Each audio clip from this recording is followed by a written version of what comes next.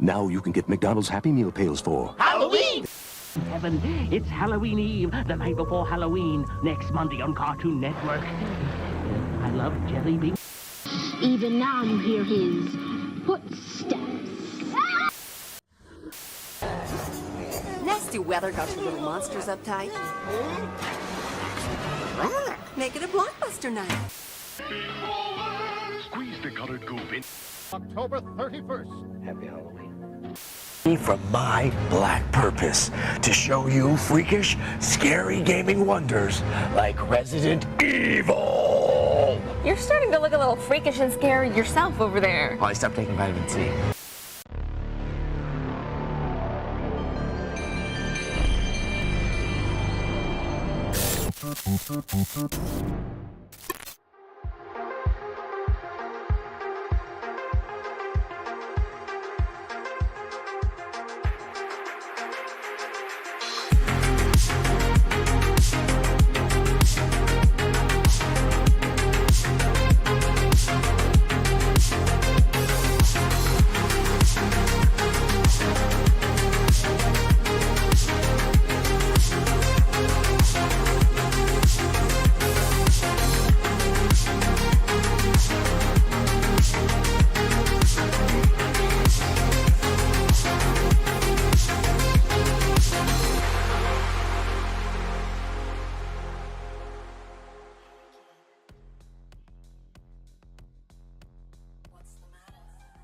What up, guys? Let's bump up our volume. Happy Wednesday. We made it. My arm is like... It was a wild weekend of Battlefield, huh? Hey, Lewis. Hey, Brett. How you guys doing? Let's arrow up. They're actually going to be at TwitchCon, so congratulations to the Arrow team. Hope you guys make a killing.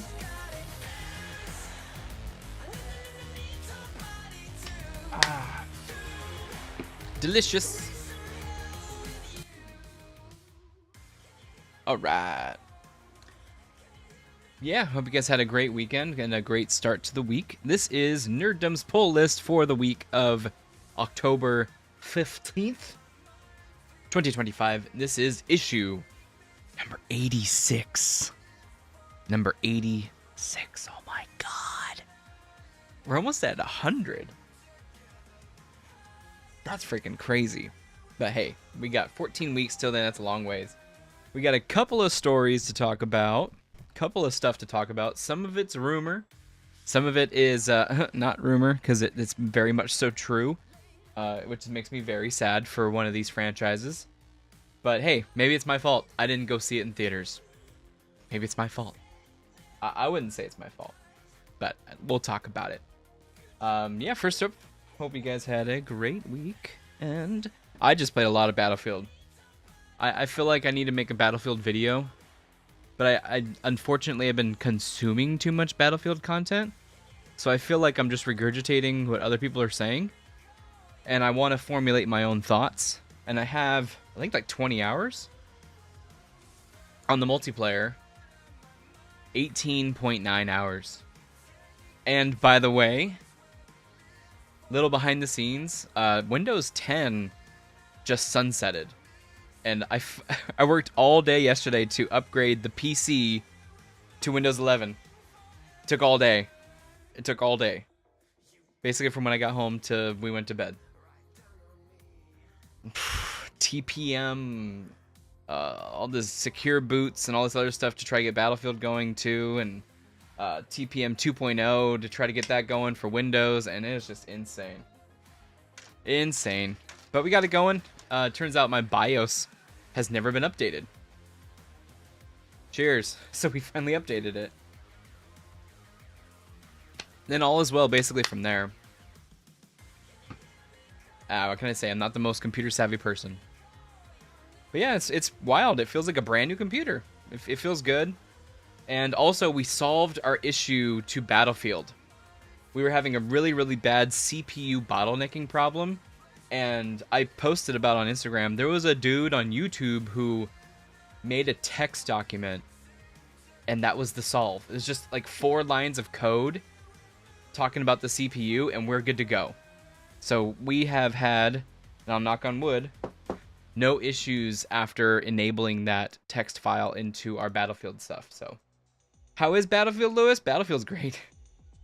I'm having such a good time with it. I'm having such a good time with it. I think the 2 things, right? And we also have a new game that we're going to be playing called Arc Raiders on Friday. That comes out Friday. So I'm debating if we're going to play that on Friday on stream or not. Best Battlefield since 4? Yes, I'd say so. I don't know. I liked 1. I liked Battlefield 1. Battlefield 1 has a very good sense about it. I really like Battlefield 1. So for me, I like Battlefield 5 too, but it was just different. It felt like it was an extension of Battlefield 1. This one does feel like they rebuilt it from the ground up. The entire Battlefield feel. It does feel a lot closer to a Call of Duty feel. It is faster than other Battlefields. It's less weighty, but more weighty than a Call of Duty. Like, you're not floating around and stuff. Battlefield 4, I think if you like a little bit more of an arcadey shooter than Battlefield 4, you're gonna like it. What's crazy too is that in the past, Battlefield games had these like chunky bullets. I call them chunky bullets because that's like the tracer. Now the tracers are way more streamlined, very much so like relating to other games in the field. I don't know why Battlefield just always had these huge chunky bullets that seem like balls of fire that you're shooting. That's the way I always felt about it, especially in Battlefield 1 when you're trying to snipe. And maybe it's to like arc it and stuff. But I'm having a great time sniping. There's been some really, really good sniping kills that I've gotten. It's been a blast, and you know, I was playing with some buddies that I haven't even played video games with in a long time, and it was just fun.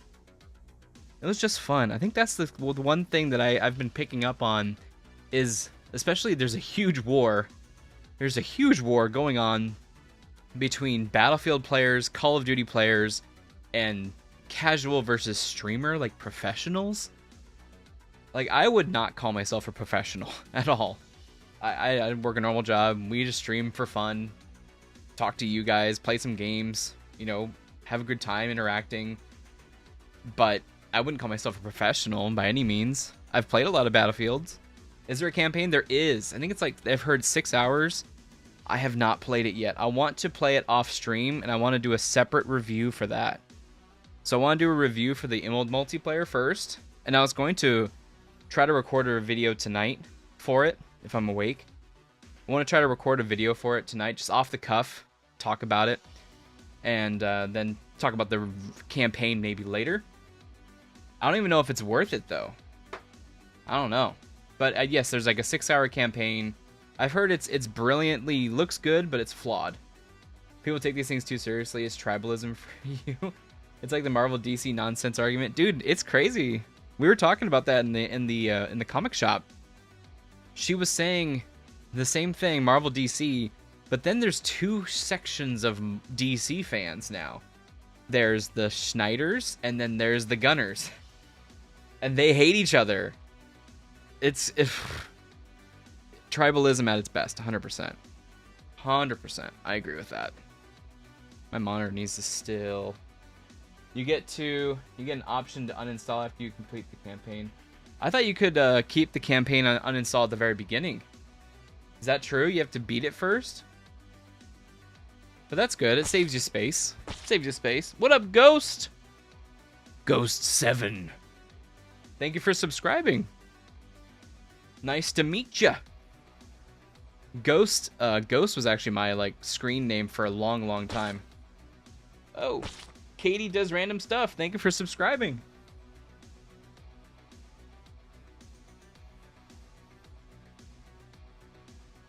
What? You can download the campaign and multiplayer separately. There's 7 of them? What are you talking about? So, I mean, that's a normal thing actually in Call of Duty as well. You can install certain parts of the game if you don't want to. But yeah, you can do that. I've been doing that with Call of Duty. Like, if I don't want to play Call of Duty Black Ops 6, I just uninstall that. Oh, Ghost 7, yeah. Sorry. No, there are 2 of them. No, there are 2 of them. Is that an okay voice to do anymore? I don't even know, man. Yeah, that Ghost was actually my name for a long time. It was Ghost Strike. I don't know why. It was my World of Warcraft name, and I stuck with it. I actually renamed him. He was originally named Romanov. I think it was like Natasha Romanov, so I named him Romanov.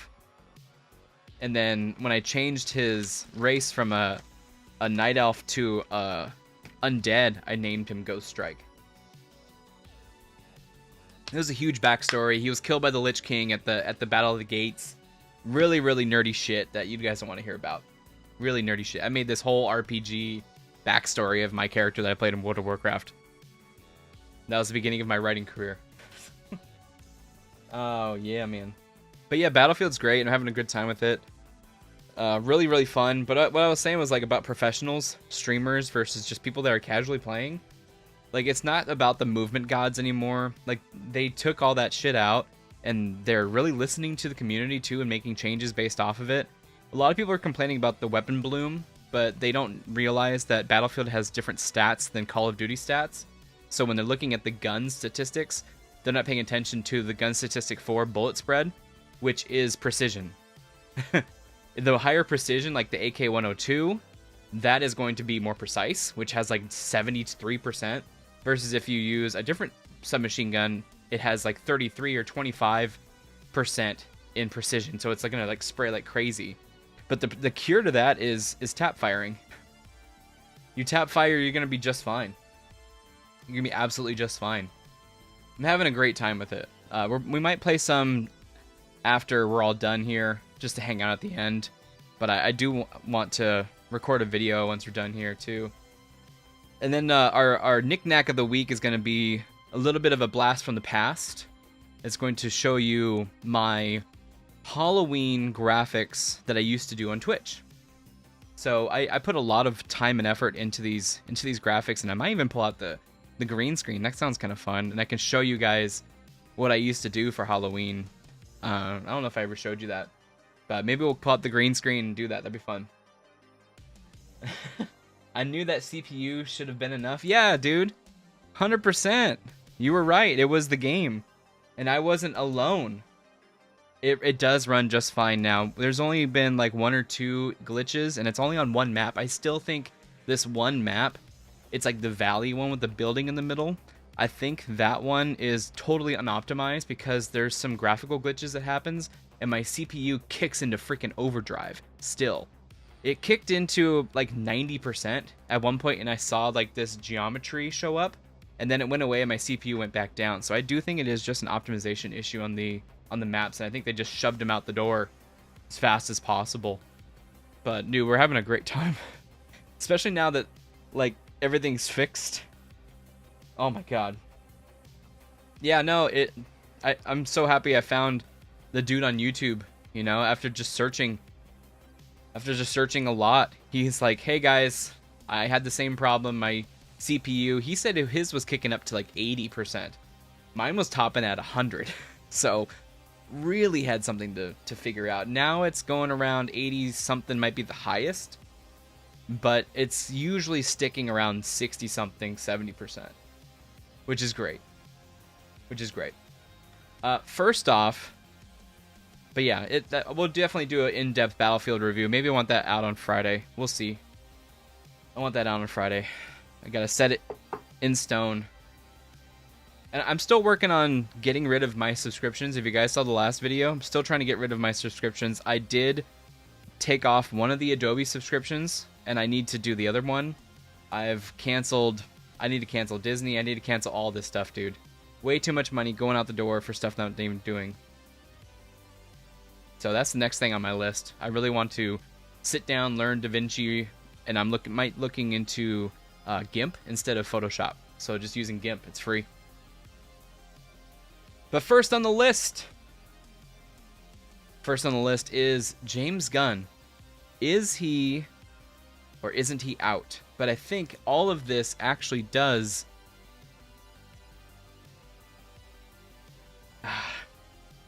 what are you going to say is counting on this deal with Warner Brothers Discovery, and Paramount. You kind of hope so. Oh my gosh, thanks, Rich. You should jailbreak your Fire Stick, whatever you want to stream movies from. Oh my goodness, you're not allowed to say that. You're supposed to say you should Tortuga it. We say Tortuga. Let me try to pull up the clip.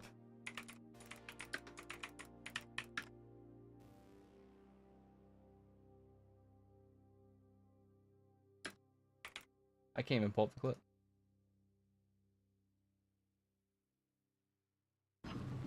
Mr. Gibbs. Hi.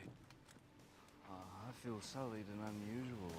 And how do you intend to harvest these 99 souls in 3 days? Fortunately, it was Mum as the condition in which these souls need be. Ah, Tortuga. Tortuga. I love it.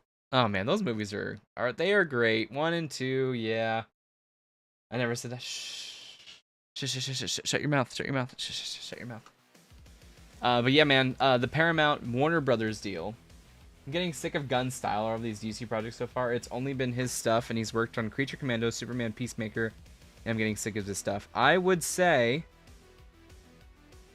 I think a lot of people are with you on that because it's reflected in the numbers and the engagement online.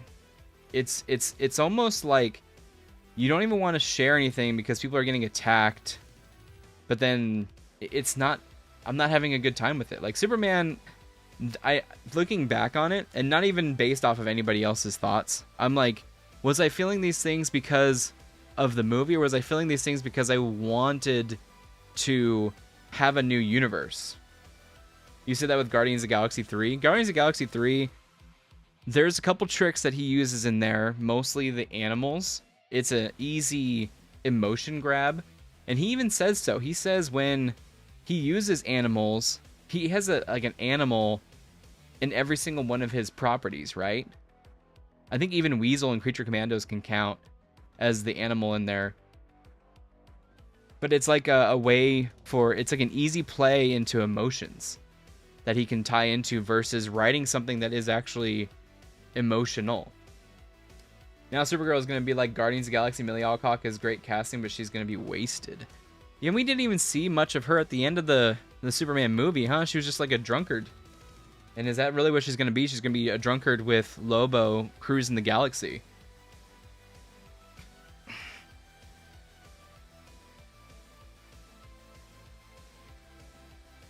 Yeah, I mean, I think she can do really well. I haven't seen in her anything. Has she been in? She's been in other stuff other than House of the Dragon, right? I really liked her in there, and she really played the young princess. I would say like impatient, flirtatious, not power hungry per se, but you can then see her age into the woman, you know, later on. Gosh, that show's coming out next year. It's been 2 years, 3 years? How long has it been since House of the Dragon Season 2? Good lord, man. These shows take way too long. They take way too long. I am really stoked for A Night of the Seven Kingdoms. That's going to be, I think, 3 seasons so far. I'm really excited for that. I think that's going to be cool. I would be open to bring back the old DCEU on the condition that Ezra Miller doesn't come back. Oh, fuck. Supposedly, he's turned his life around. What are you talking about? Supposedly, he's just fine. He's doing just fine. Yeah, supposedly he actually is doing a lot better. You know, I hope everyone does better. I don't know where DC can go. I don't think this is, as you guys alluded to, I don't think this is the right start. Something is off. Something's off, for sure. Most people didn't enjoy Superman, but I don't know if it was just how much I loved the David Cornsweet casting, Mr. Terrific's casting, but I'm honestly enjoyed Superman as a big Superman fan. See, that's what I mean. I had a good time with it too, walking out. Like, you know, I like the feeling of him. I like the idea of him choosing his Earth family as his family now, and I understand that, like, it's very, very touching, and it did touch me. Like, I'm like, oh man, he chose his family. Like, that's cool. You know, rather than being tied to the actual blood family, it's almost like you know, the family you choose is more important than the family you're born with, kind of thing, because you have a choice in that matter. So that's why it's more important. And I thought that was really cute, you know, especially as like an adopted. I'm not adopted, but as you know, the idea of an adopted child, that meaning more than the person who birthed you, because this is the person that raised you, you know, spent the most time. I like that. Yeah, and they did do his parents dirty, though, 100%. And I think we didn't have enough. I don't think we had enough of his Earth parents. I wanted more of his Earth parents. You hate the Justice Gang name? It's a joke. Everything's a fucking joke. I'm cursing. Jeez, I'm sorry. I love David Cornsweet and Mr. Fantastic. Me too. Me too. I don't like Mr. Fantastic's action scene with the music there. I didn't like it. I do. That's one thing I need to watch. Yeah, I could leave James Gunn. Yeah, that's the issue. Yep. I do think that is another topic to talk about, is a lot of properties or movies or shows, especially James Gunn, they always have a needle drop into a music track that he likes or something, right? He thinks, if you've seen Peacemaker, you know that he uses music like crazy to basically illustrate. Now, Guardians, it made sense. He made it a part of the blood of Guardians of the Galaxy. The music, you know, is in the veins of that entire story. Versus music in other places, especially Superman, when they're having that conversation, like, this is James Gunn. You can detect James Gunn-ness all over it when they're having a discussion about music, punk rock, that kind of thing. It's almost like he had the conversation with his wife. You know? Like, I'm punk rock. I listen to the Rasmus. Like, what? What? How is that punk rock? By the way, the Rasmus, they're alright. Old Finnish band I used to listen to when I was like 13 or 12. Formulaic and tired. Yep. It is. It's like paint by numbers kind of thing, but James Gunn could always pull heartstrings. And he always had his finger on the pulse of like familial, like family squabbles and stuff. And the importance of family. Like, I really liked Yondu. You know, he may have been your father, but he's not your daddy, or something like that. I don't remember what he said. James Gunn was all over the marketing. Yeah, he's overexposed. So that's the thing, okay? He is the CEO of DC, right? Or is he like the creative? I'm trying to remember. The CCO, the Chief Creative Officer? James Gunn position. DC position. He is the CEO of DC Studios. Okay. So as CEO, is your duty really to be in on all these projects yourself? So for me, I think he's co-CEO. So maybe the other CEO is trying to deal with all the financials and stuff. And then this CEO is the creative CEO. But I do think he is throwing himself too deep into it versus backing off, you know, helping from afar. But then you have, when you get to back up, you get to see the entire range of everything. Versus I think he is getting way too granular, way too into these stories. Versus seeing the 1,000 miles out kind of thing.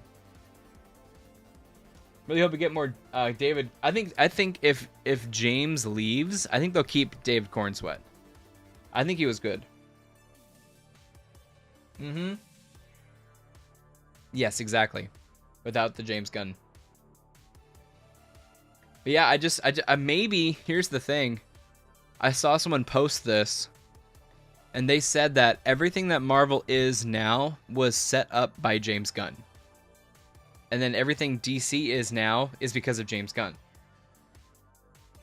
So, whose fault is it all? I don't know. That's just what someone said. Didn't James Gunn say the DCU would be director-driven, and yet we only see his projects led by him directly? Exactly. He also said they were going to be story-driven. and they weren't going to announce projects unless they had like a finished script or a finished something. That's not what they did. The Authority is gone, you know, the Authority movie or whatever, which the mechanic was supposed to be, the engineer and mechanic, I don't remember her name.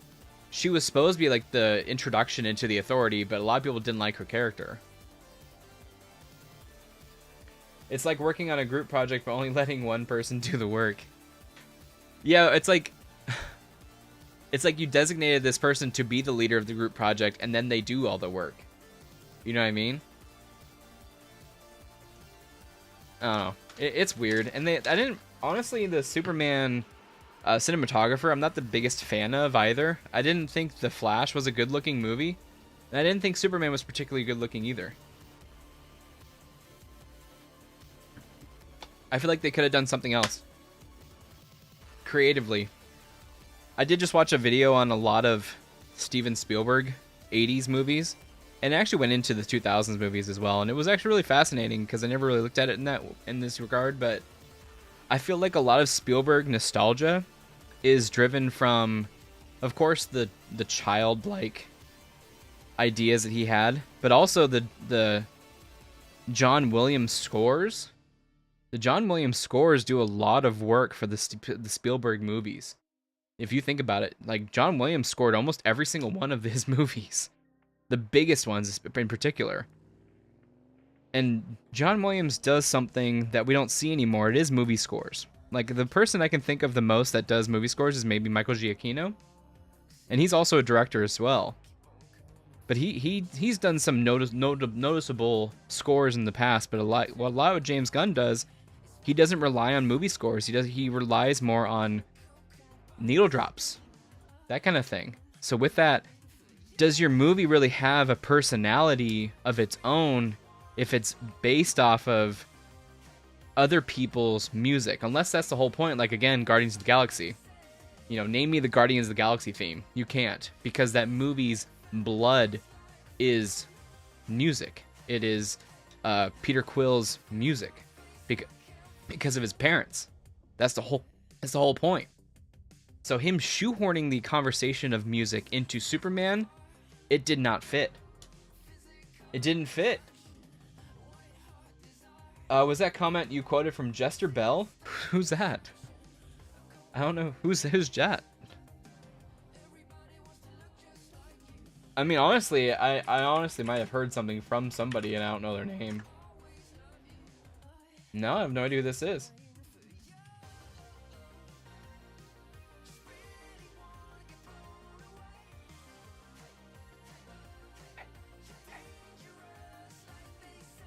What did Jester Bell say? Never heard of this person. They should have used Mercy Graves instead of the engineer. I hate they killed her off in BVS. Mercy Graves.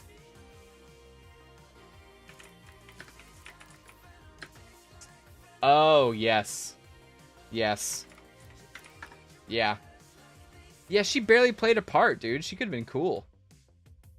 I thought she was going to be a big part. YouTuber is talking a lot about James Gunn recently. Oh, okay. Check her out. Oh, cool. I haven't seen this person before. Killed by the girl boss. Wow. Yeah, we'll talk about Tron. We'll talk about Tron. Dang. No, I've never heard of her before.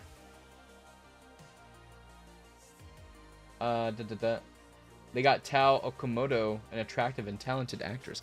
Let me read that in my sultry voice. They got Tao Okamoto, an attractive and talented actress, and they wasted her. DC is known for wasting good talent. Yeah, definitely she looks not bad. You like the glasses and short hair. That's what it is too. She's had some good commentary on DCU recently. Sounds good. I'll definitely check her out. Bada boom.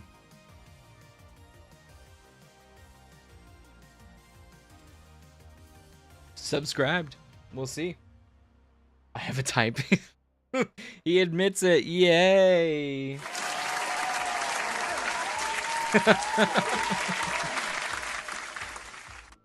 You do you, boo. Yeah, we'll see what happens with James Gunn. I don't think the deal's going through, though. I think they rejected the deal. The thing is, too, Paramount's in debt. And I think the last Mission Impossible movies got even more in debt. So they're like, fudge, dude. I don't know what's going to happen with them. But if they rejected the deal, then I don't think anything's going to happen with James Gunn. But if the deal went through, that's a different story. Different story altogether. Next story. Oh, God. I'm so sorry I got to read from this. There has been a war that's broken out. I don't know if you guys saw this. I've been trying to keep off the Bluebird app a little bit. But, my lord, the big announcement from Star Wars at New York Comic-Con was a romance novel and a Rey and Leia novel. Now, I firmly understand that this really isn't their place to make big, huge announcements. You know, it's not D23, it's not, what do you call it, Star Wars Celebration? Yeah, so their two big things was two novels. Star Wars just took its universe somewhere it's never gone before. This is from Parade, which I have no idea what it is, but it's like the first one I found. Eyes Like Stars, announced as first official Star Wars romance novel, debuting summer 2026, marks a new genre initiative spanning beyond traditional stories. Fans express excitement and debate online. Additional announcements include Star Wars Legacy novel, new comics, upcoming movie, and Disney Plus content. So I'm not sure what those things are. Mostly the big stuff is these novels. English is not my first language. Nearly 50 years Star Wars has given fans, and this is written by Maggie Eckberg, from Trading News writer of Parade. Nearly 50 years Star Wars has given fans everything from space battles and Sith Lords to tragic love stories that end in heartbreak. But this weekend, something new joined the galaxy far, far away, an actual full-on romance. Come on, as if Episode 2 isn't a full-on romance, a la Dr. Zhivago. Come on now. We all know it is. Come on now, look at me in my eyes. And tell me that Episode 2 isn't romantic.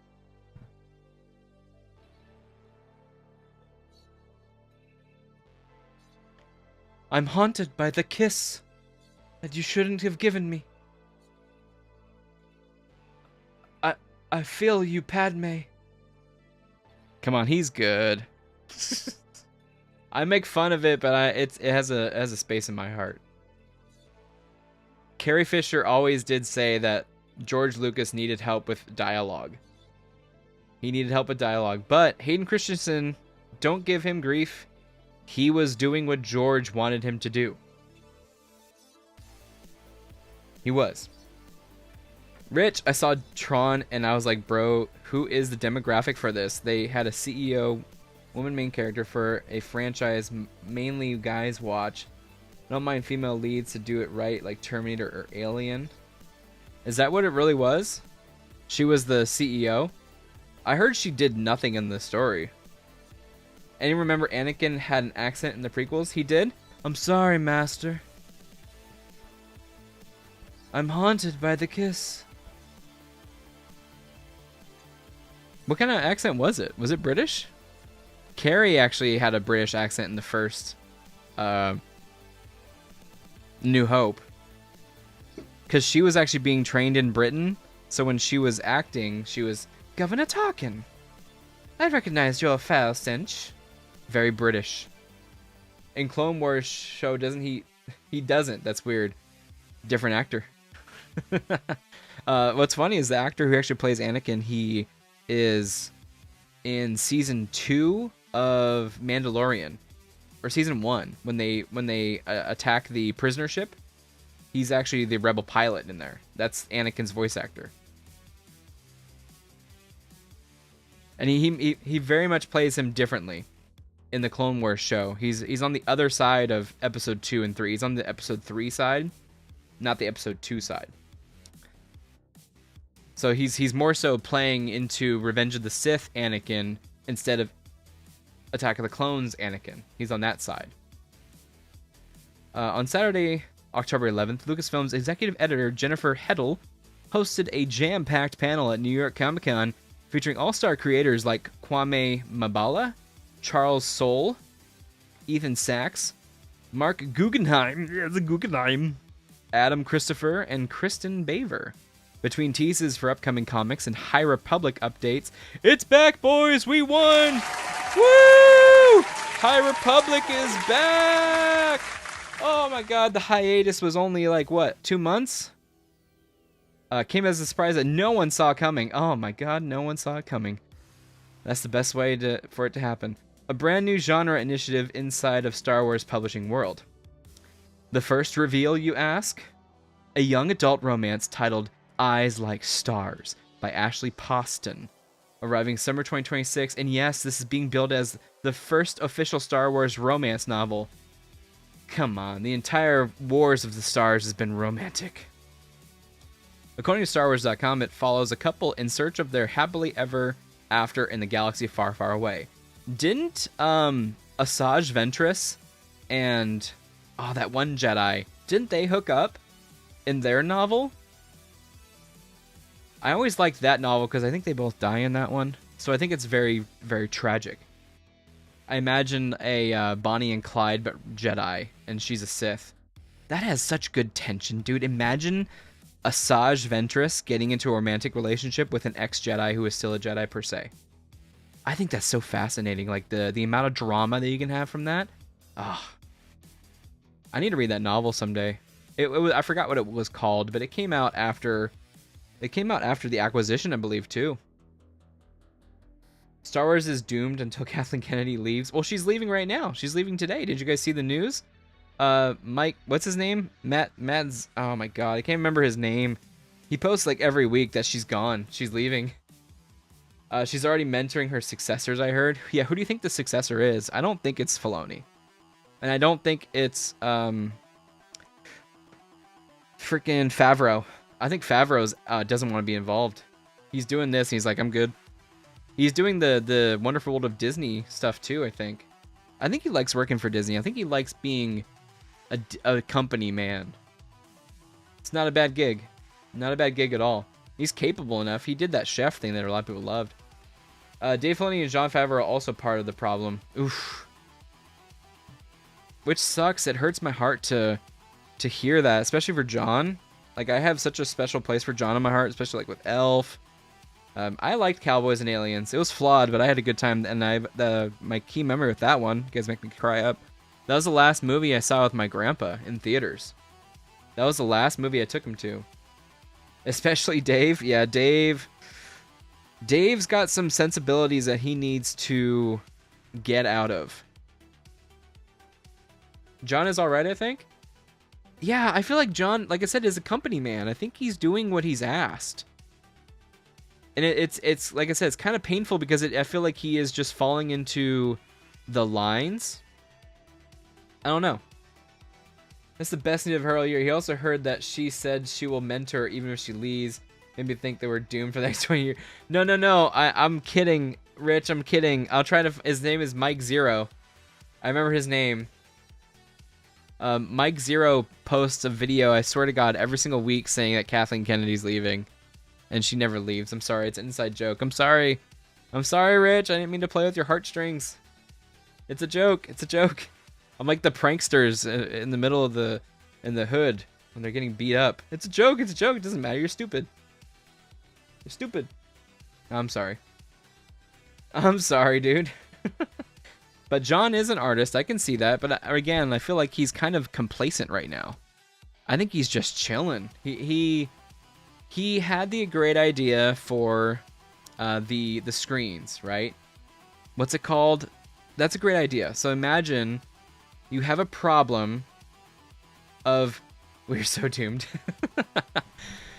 You have a problem of having to drive out to locations, fly out to locations, have to deal with all that stuff, versus you can just set up a screen, put some set pieces in, some dirt, some whatever, and then you're there. Like, I imagine he bringing that to life was like mind-blowing, and it still is mind-blowing. It still looks great. But the problem is now we are starting to be able to notice it. And so like he's trying to keep the production budget down. I really do truly believe that Favreau made that technology with Epic Games to keep the budget low, because I think he saw the budget blooming like crazy. Insanely bad. Kennedy hires the wrong people for these projects? Yes, 100%. 100%. And I think we need to look into what's her name for the Acolyte? She just paid her friends. I think the thing was, okay, Disney's going to give me $250 million to make this show. I'm going to hire all my friends. We're going to have a kick-ass time. Order some of the best food that we can get for catering. Who cares about the sets? Who cares about this other stuff? Just make it look whatever. The Star Wars fans will eat it all up. And we're just going to have a great time.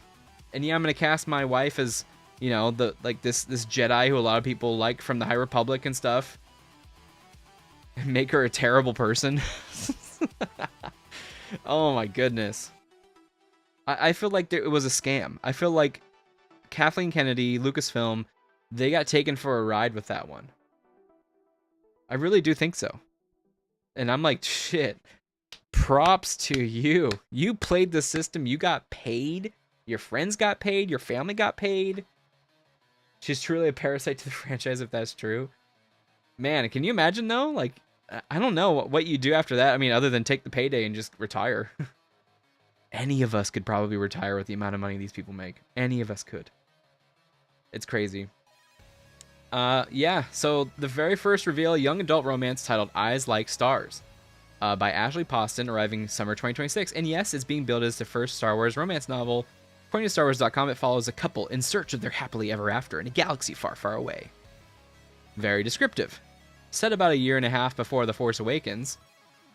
Think new characters, mysterious artifacts, and the looming threat of the First Order with a healthy dose of heart. And here we go.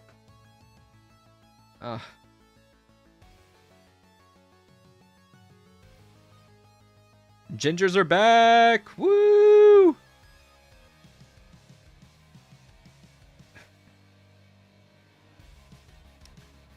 Shortly after the announcement, news of the first romance novel rippled across the internet faster than the Millennium Falcon in hyperdrive. Get it? It's a big galaxy. I like the idea of exploring different genres within the Star Wars universe. Keeps things fresher, and then there's something for everyone to enjoy.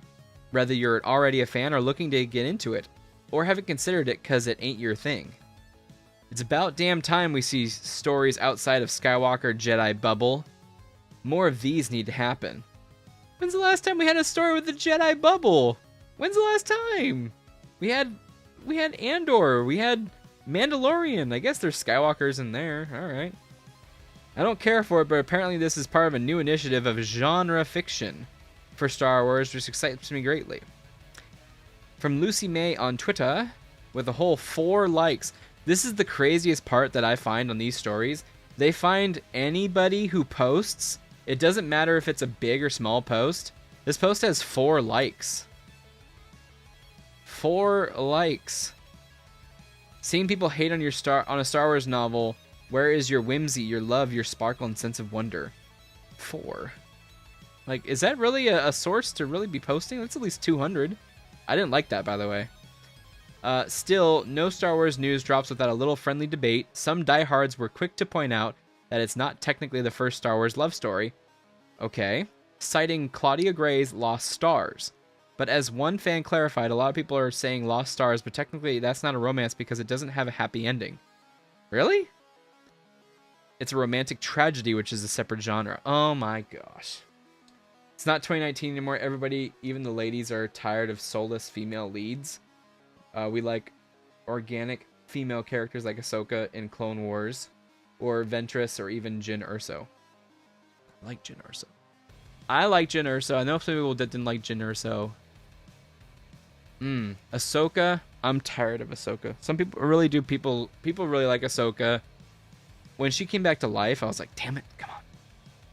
It shows me that Dave is really, really sensitive to losing her.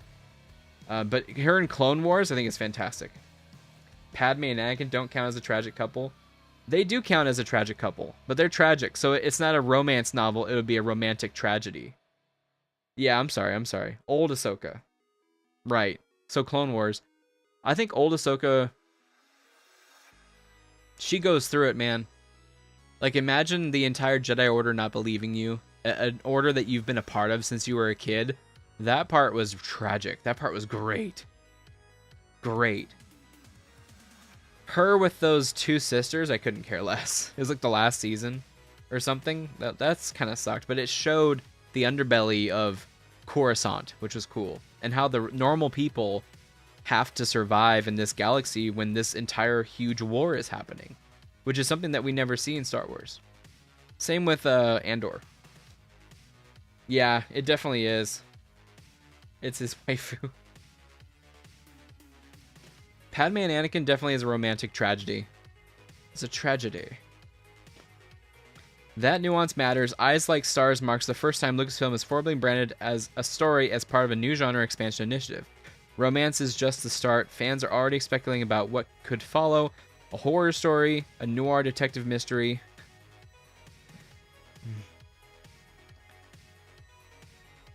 A noir detective mystery. We have that in episode 2, when Obi-Wan's tracking down the killer. Star Wars medical drama? Jesus. Can you imagine? Grey's droid anatomy.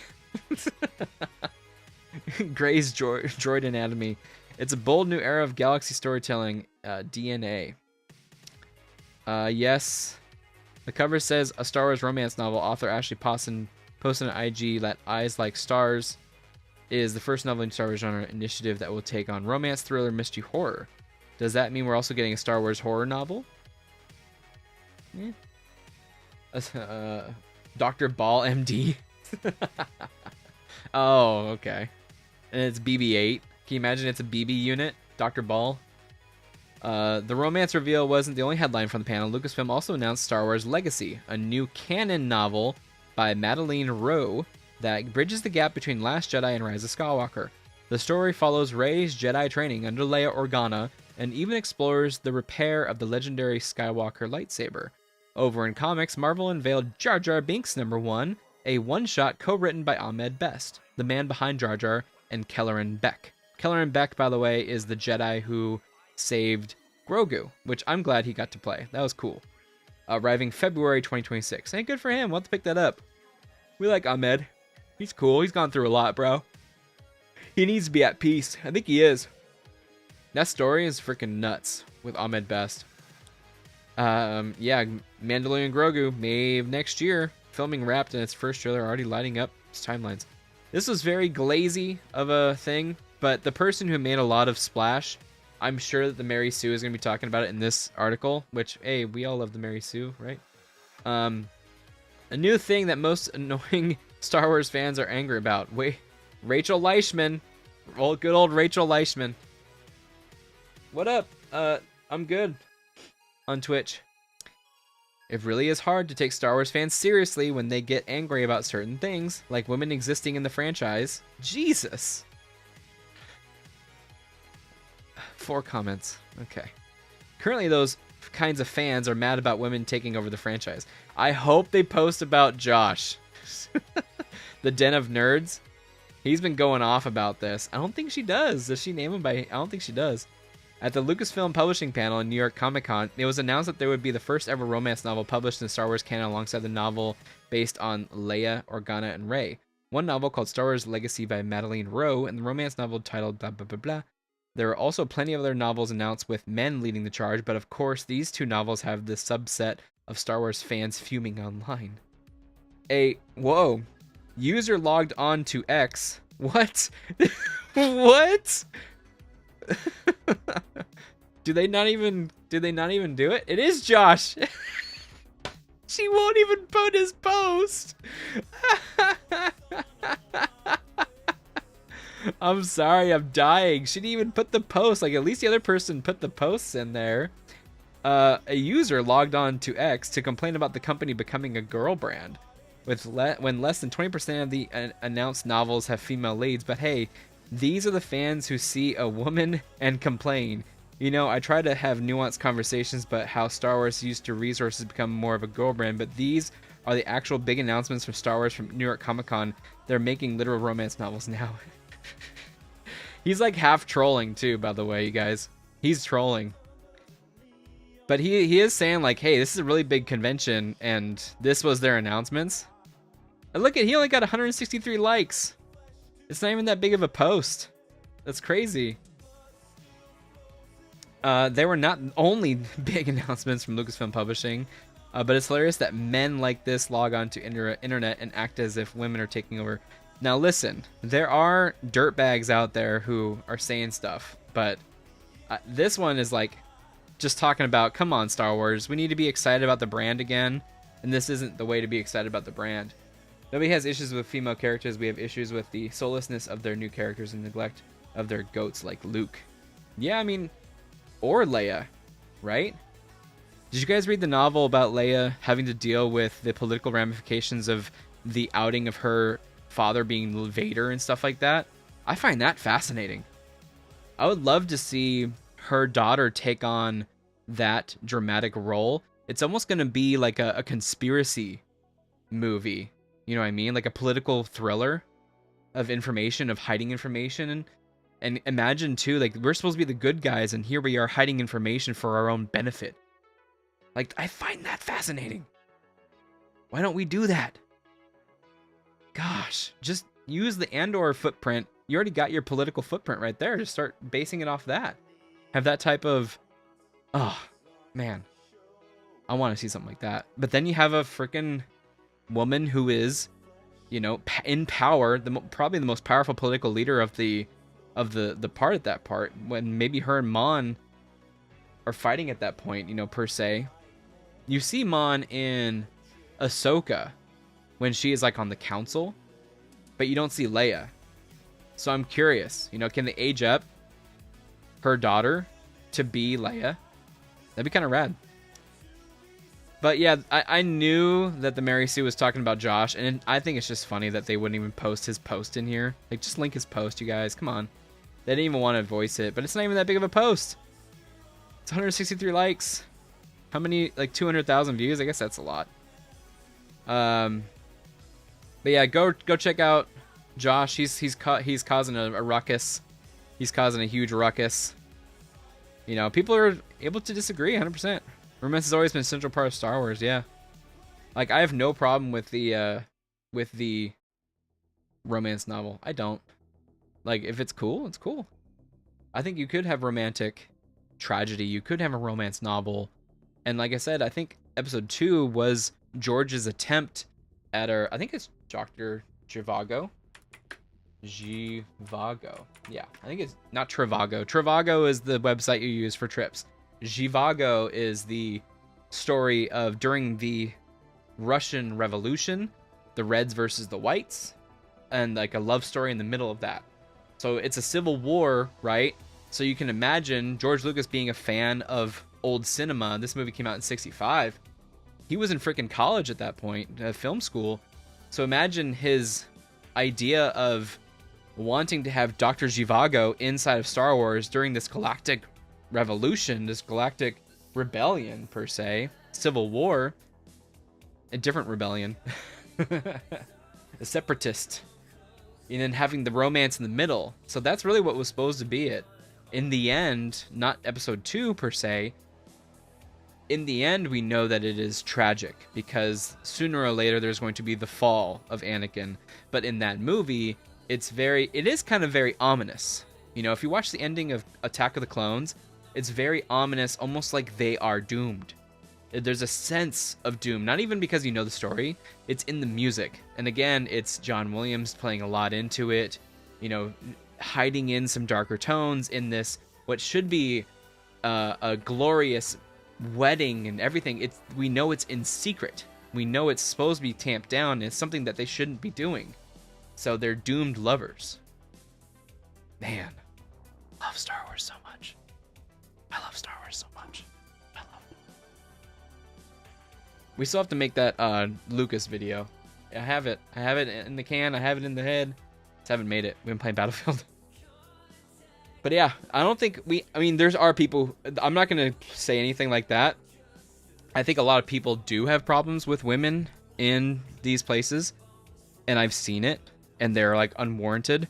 But I do agree that they need to do better at characterization on these characters, and it is for their own benefit to be well-rounded actual characters. Same with the men. Same with the men. You know what I mean? They have a lot of work to do in Hollywood and everything. They've gotten along by just doing the bare minimum. I don't know what the bare minimum is, but they haven't been fully characterizing who these people are, and they also haven't getting the audience buy-in. You have to have the audience buy into your character. It's wrestling.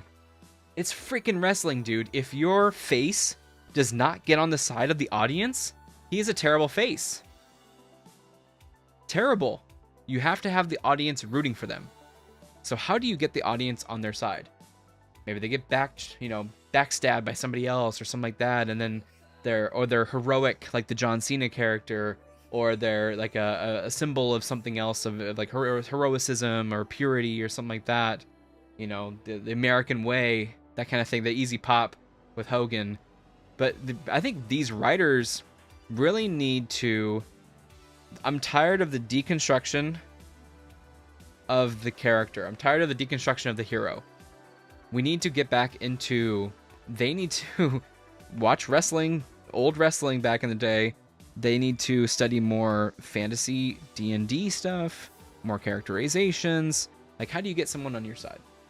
That's the biggest thing. And they're not doing their work. They're not doing their work. It's sad. Anyways, that's Star Wars. What's happening with Star Wars. But what's happening with another brand that I do love, but I did not support it during the weekend, unfortunately. Rich, you supported it. Congratulations. You're a better man than I. TRON ARES is the end for TRON in theaters. Jared Leto's currency has run colder than Morbius vampire blood. Alright. Come on, guys. Come on, Josh Wilding. You're wilding out. A bombshell new report reveals that TRON's time as a big screen property is likely over after TRON ARES bombed. As for Jared Leto, his stock in Hollywood has plummeted after leading another flop. TRON ARES opened to mixed reviews, 54% on Rotten Tomatoes, Jesus Christ, and underperformed at the domestic box office, only making $33.2 million. Overseas, the TRON and TRON Legacy follow-up managed to gross $27 million for a dismal $60 million worldwide start. The movie is already in flop territory thanks to a production budget of at least $180 million. Good freaking God. Oh my God, $180 million. Okay. By the way, dude, Acolyte costs more than that. How?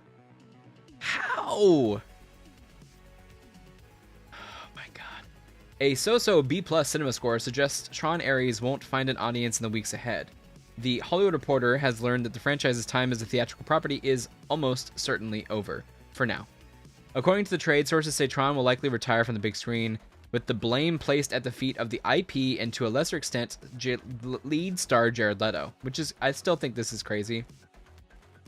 I don't mind Jared Leto, but literally everyone else in the movie sucked because their script was god-awful. Exactly. There was a lot of James Gunn style jokes. Oh, Jesus Christ. I think this movie, though, was sitting on the shelf for a long time. Like, when was it filmed? Was it filmed right after COVID? Oh, the movie was going to be about Clue finding a way into the real world and going to war with humanity. That would have been a better idea. Or following anything from Legacy, right? So, oh my God, we'll talk about that in a second. Alarmed Disney executives have had no idea whether their accusations might emerge. Other accusations? After allegations of sexual misconduct emerged earlier this year and were relieved when nothing did? What the fudge happened? Denies misconduct allegations from multiple women, some underage? When did this happen? Is this when people were saying he was like a cult leader? Huh? Was he a cult leader? And this is what that is, right? 9 women Also, there was no character building in that movie either. Pfft, exactly. They're skipping a lot of steps that you need for audience buy-in, for your readers buy-in, for anything. I didn't know that. I thought we were just joking about him being a cult leader. I do hate Jared Leto as a person, but his acting was fine in Tron. I mean, he's a robot, right? I am a robot. Leto described as having been a consummate professional during the press tour and scored even 7 figures for his on-screen role, in addition 7 figures for producing. Oh, damn, he attached his name to his producer. Where's Tron even? Tron Legacy barely had Tron. It did. He was Rinsler. That was the dude. Okay. Anyways, the movie flopped and Tron's on ice again. Now, here you go. Here's my story with Tron, right? So everyone loved Tron Legacy now. We didn't at the time. It actually didn't make a lot of money at the time. It has created a cult following because of the soundtrack, because of the visualizations, and the stuff that Tron Legacy set up, right? It was a story of father and son, very simple, that kind of thing. Many can relate to it, sort of. I saw it with my dad back in theaters on IMAX 3D, and he was blown away by the graphics. But here's the thing, a lot of people wanted a follow-up to that story.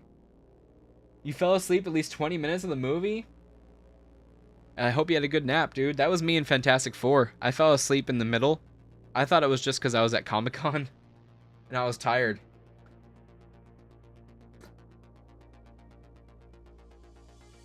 But, Lewis, just like you, I wanted a story that followed up with Sam, with Cora. It's been 10 years. What's happened? It's been more than 10 years. It's been 14 years.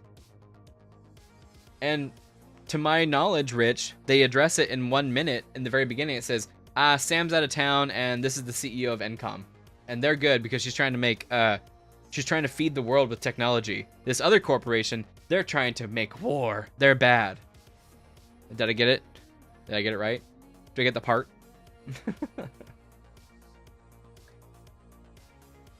Oh my gosh. But we wanted to see a story like that. And, okay, here's the thing. If you know that Tron Legacy did not make a lot of money, if you know that Tron didn't make a lot of money, if you know that you have a history of this movie not making a lot of money, why on God's green earth would you spend $180 million on it? I think these studios, these people, they're out of control. No one has the freaking reins on these people. No one is there to cut costs, to do stuff like that, to be creative with the money. They're just spending willy-nilly. Everybody can relate to Legacy, but literally nobody can relate to ARES. The only character building for the main character was showing her ride motorcycles as a kid. And she is a rich CEO. So who the hell is the demographic? But you see she's good because Encom's trying to make food and stuff, right? She's trying to feed the world so that we already know that she's a good person. So we need to root for her.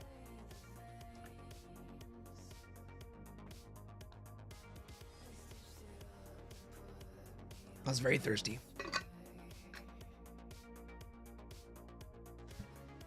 Oh man, but just think of like it's a missing characterization. It's missing what people cared about. We cared about all those characters in Legacy and Tron, who we saw change back from Rinsler into Tron again when he fell into the water. His tea lit up blue. And yeah, you should have Tron in there. Honestly, you should have had you should have Jedi Survivor. What's his name? Dominic Monaghan? Is that him? No, different guy. That's him. What's his name from who's Jedi Survivor?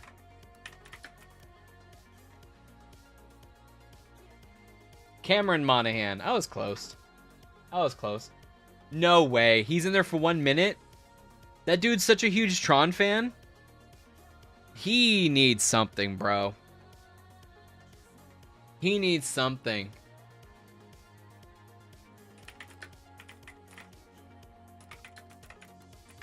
Yeah, Cameron Monaghan. He needs something. Give him a Star Wars show. Give him something, man.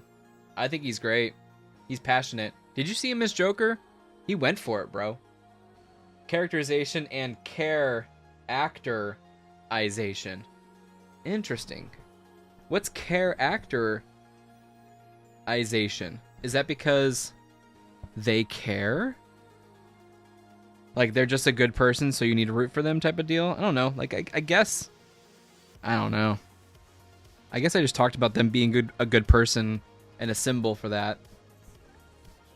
Bring Cal Kestis into live action. Yes. I'm on board with that.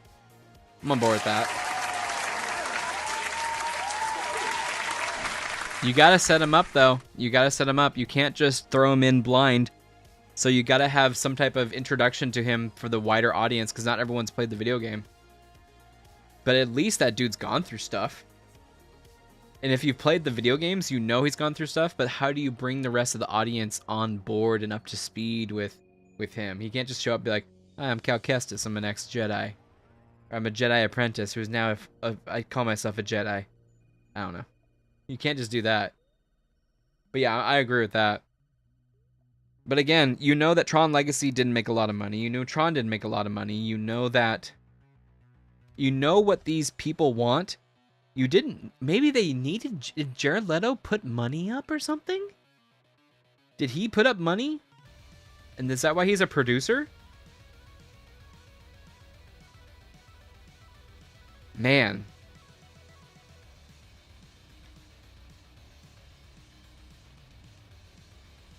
I don't know, man. I just find it wild, these budgets, and like looking back at, like, again, the 80s, 90s film budgets. I was looking at the Spielberg War of the Worlds movie. That movie cost $100 million to make. And let me see the inflation on that. Inflation calculator. So if it was 2004, I'm pretty sure War of the Worlds budget. War of the Worlds 2005. I'm sorry, guys. War of the Worlds 2005, not the 25 movie. Budget. 132 million. Damn. So, inflation calculator. So it was 132 million. 132. I forgot how fast it goes. 1, 2. 132 million in 2005 is... Ah, shit. I have to do less than 10 million. Okay, 132,000, I guess. Ah, shit. I did it wrong. Maybe it checks out. 2005? 224 million? Huh. Maybe it checks out. Like 132 million for War of the Worlds equals 224 million? Huh. But the thing is, though, they then made like 350 million. So it made its money back because the marketing would be like 2, maybe 300. So it barely made its money back. Yeah. And nowadays you have to double that, so it's like 500 million. And if people, the other thing is, they've destroyed their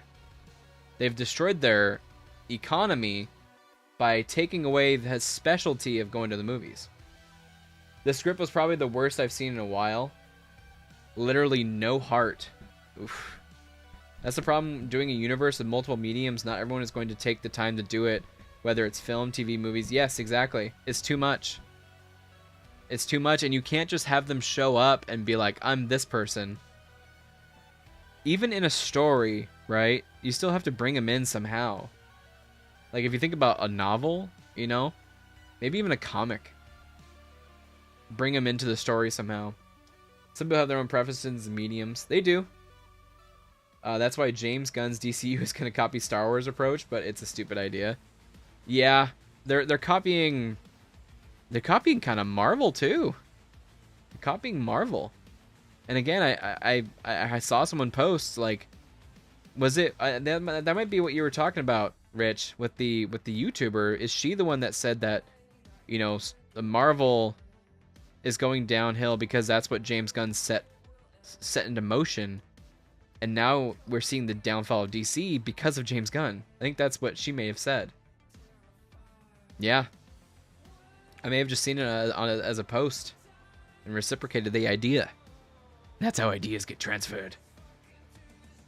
It just makes me very sad. I don't know how to bring budgets back down, dude. It's either that or, gosh, I don't know. We need to bring the budgets down. She said something like that. That was probably it. That was probably it.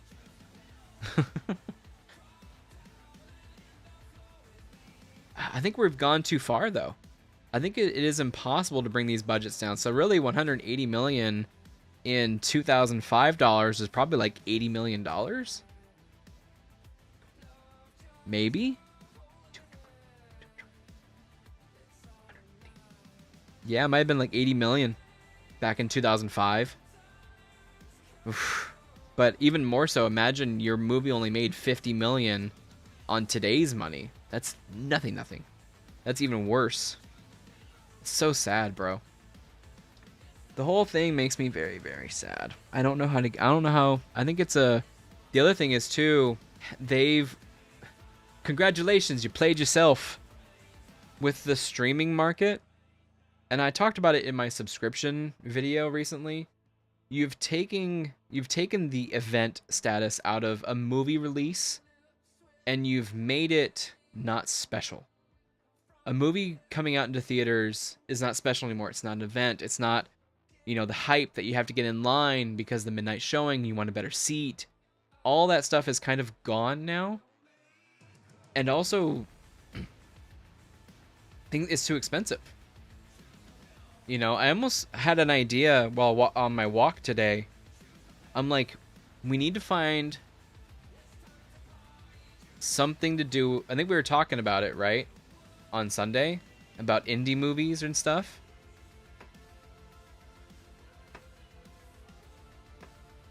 There has to be a way for indie, like an indie film. I don't know if we were talking about it. There has to be a way for an indie film distributor to make these movies special in theaters again. $45 for 2 3D tickets and I also miss midnight releases. Me too. I wouldn't be able to stay up for them anymore. I'm so damn tired. It used to be $15 for 2 people, man. Yeah, yep. We used to have prices like that around our local theater too. Or like Sundays were like $5. And then they sell you cheap popcorn and soda. Like, yeah. And candy. That was $3. It is financially... We are financially incapable of doing this type of entertainment now because it's so expensive. And if the movies aren't worth it... Let's just say this. Okay, here we go. Because the movies and the experience is so expensive now, we are more protective of our dollars. So we try to look up reviews and as much information as possible before we actually take the jump and see a movie, right? We do. We are more cautious with the movies that we see, so we just sit back and watch, man. I'm just going to sit back. There's no rush. I have no rush to go see this movie. There is nothing really that you need to see this movie for. And that's what it is. They've taken the event status out of these movies. The Marvel movies, they're not events. They're not. The DC movie was not an event. People were stoked to be there. I went to a fan screening in IMAX for Superman. The real deal, like 70-foot screen. Legit. People were excited, but it wasn't the same. Like, if you were there for... Dude, even Watchmen. Midnight release for Watchmen, for Dark Knight. We were so stoked. We were so stoked. And I don't know if it's us. Did we change? I don't think so. I think the content changed. I think the movies changed. That's what I did for Thunderbolts.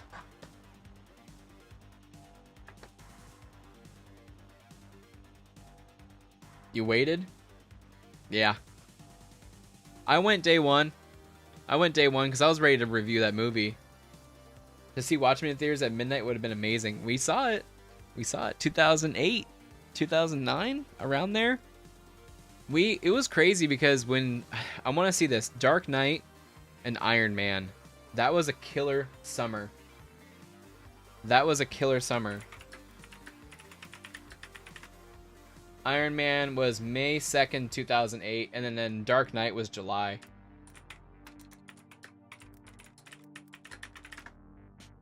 July, yep. So imagine, right? Imagine, you're 18 years old, you're about to graduate high school, you go see Iron Man, and it blows your mind. You have no idea what Iron Man is. You've seen the cartoon, you thought it was hokey tokey, and then all of a sudden Iron Man comes out and it's awesome.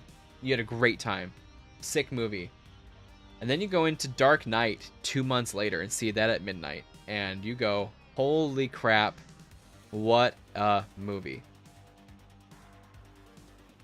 Man. Watchmen release. 2009. March 2009. Yep. So I was in college at that point. The other female lead I don't have an issue with. Where? Last minute it was Hunger Games. Yeah. I mean, she was the first action hero, right? Katniss Everdeen. She was the first action hero. Jennifer, what's her name, said that herself. That's so sad. I felt so bad for her. Like, no, we've never had an action hero. Didn't Gina Carano have a movie before she did? What was Hardwire? When did Hardwire come out? Hardwire. Was it Hardwire? Was it Haywire? Movie. Hardwired? No. Hardwired is Val Kilmer. Is it Haywire? Yeah, Haywire. Haywire was 2011. When was the Hunger Games? Hunger Games was 2012. Really? You can't even give Gina credit for her movie Haywire? Come on. Michael Fassbender? Another female lead done well was Salt with Angelina Jolie. I've heard Salt was good. What was the other one? I know a lot of people didn't like it, but Atomic Blonde with Charlize Theron. There's been a bunch. Femme Fatale, man.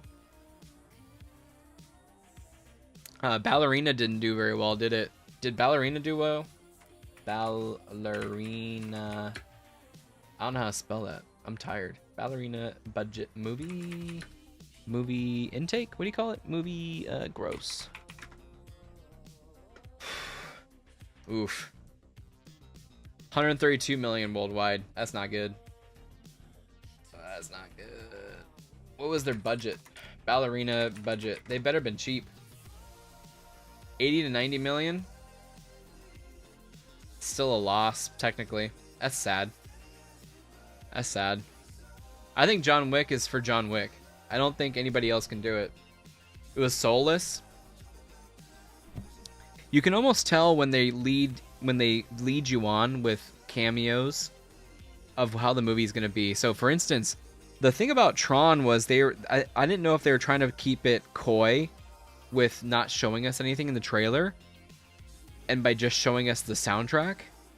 Like, were they trying to be protective, or was there nothing to show? That was my skepticism. And it turns out there's nothing to show. The other sucky part is, like, it's an interesting idea to have the programs enter into the world. That's an interesting idea. And having it be an invasion, just like Lewis said with Clue, could have been legit. Because then there's, like, real threat. You know? I don't know. I need to see the movie. But let me grab the comics real quick. We don't have many comics to talk about. It's a short week, but next week is a lot.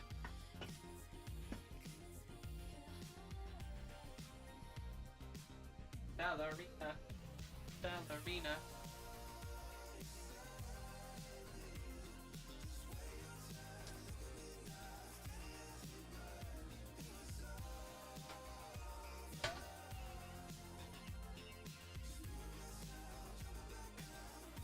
Mamma mia.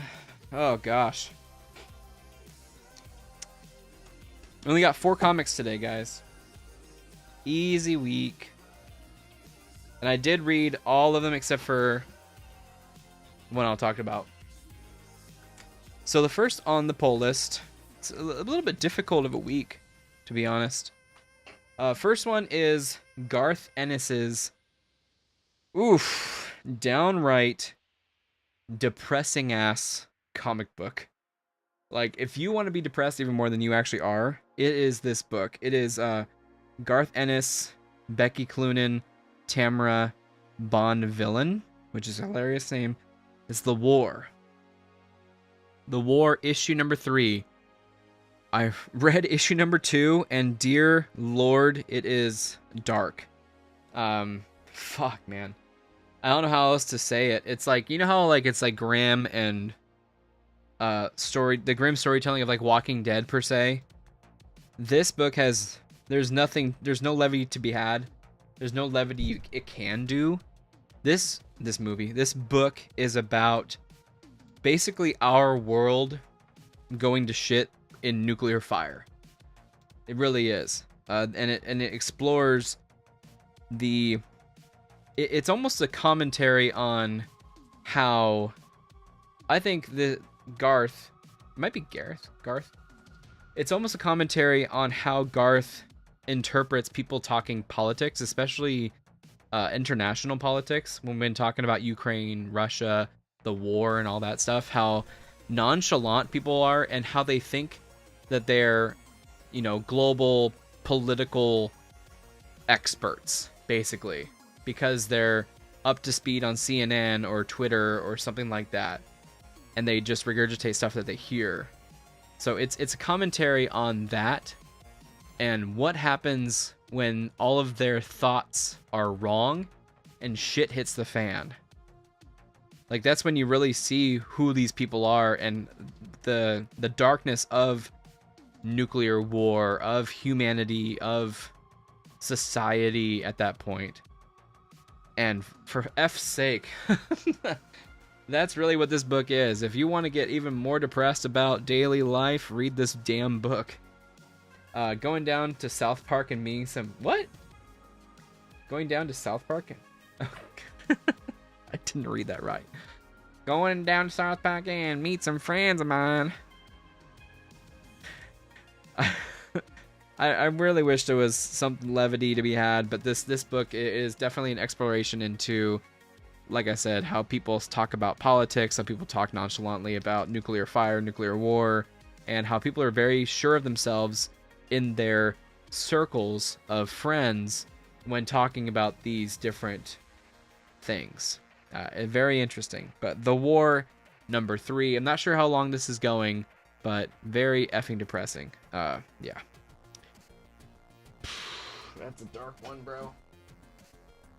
That's a dark one. Oh, by the way, our buddy, let me pull him up on the screen right quick. Our buddy at Rook City Comics. I don't know if you guys remember him. Let me pull him up right quick. So, our buddy at Rook City Comics, he wrote, his name is Braden V. Loria.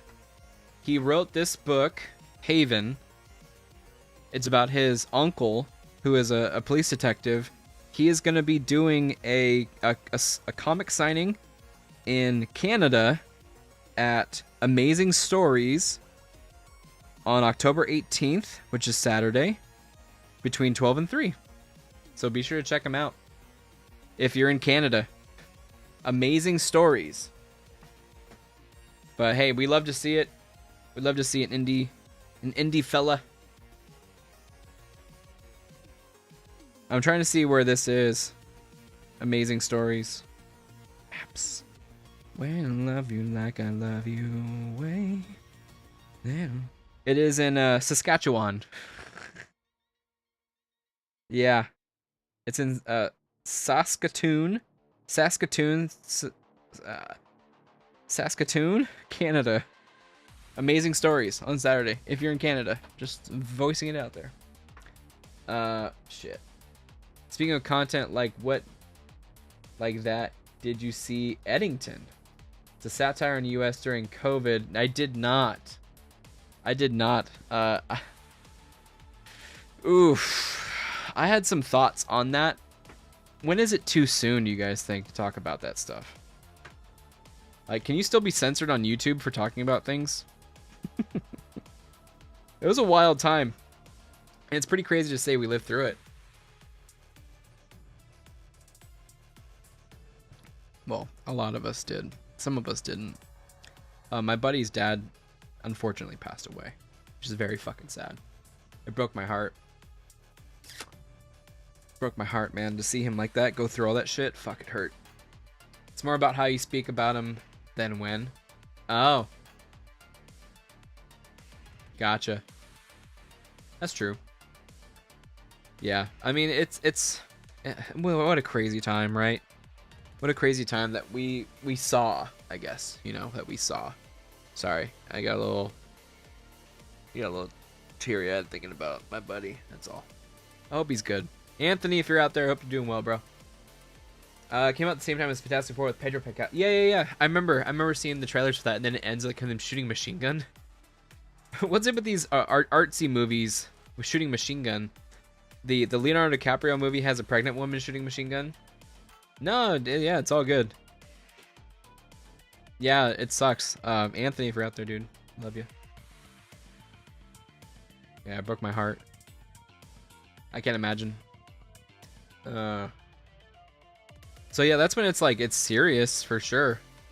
There's a lot of nuance with that conversation that a lot of people didn't want to have. By the way, this is Dance with the Dead. Love them. Good band. Yeah. This is a cool cover. I think it's Alex Ross. That's legit. Next on the list, to change it up after the war. A little bit more on the nose. This is One World Under Doom, issue number 8.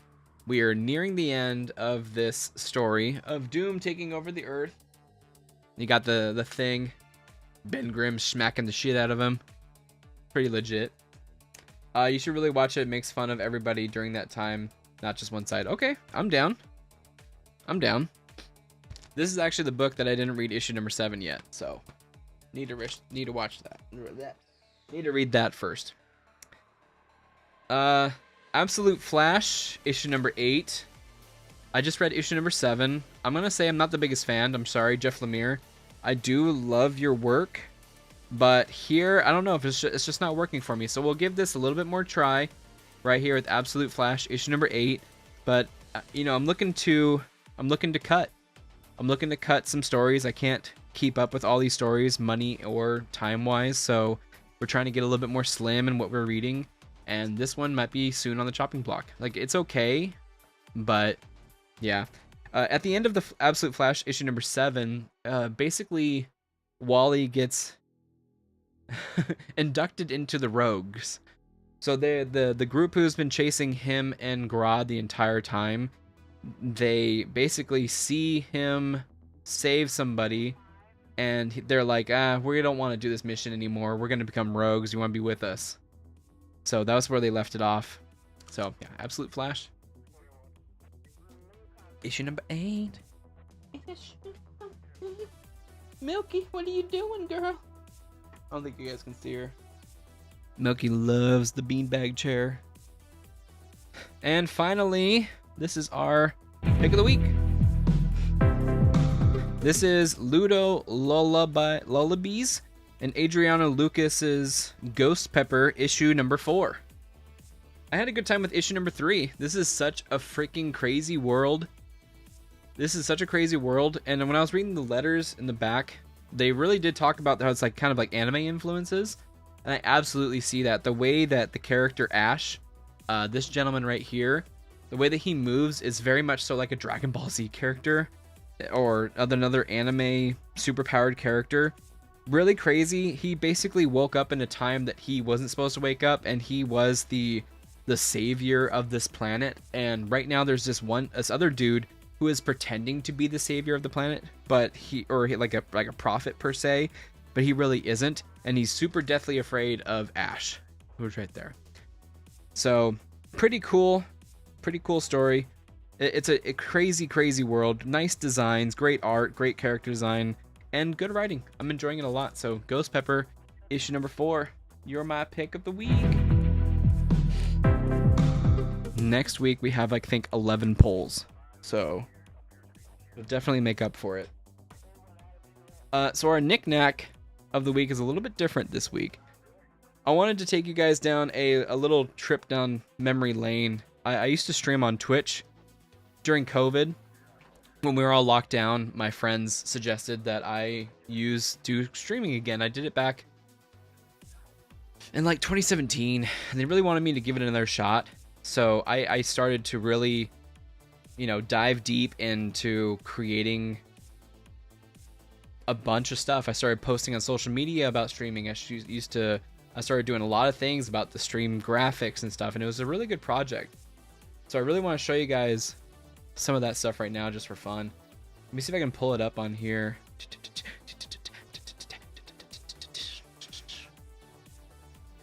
It's going to be in here,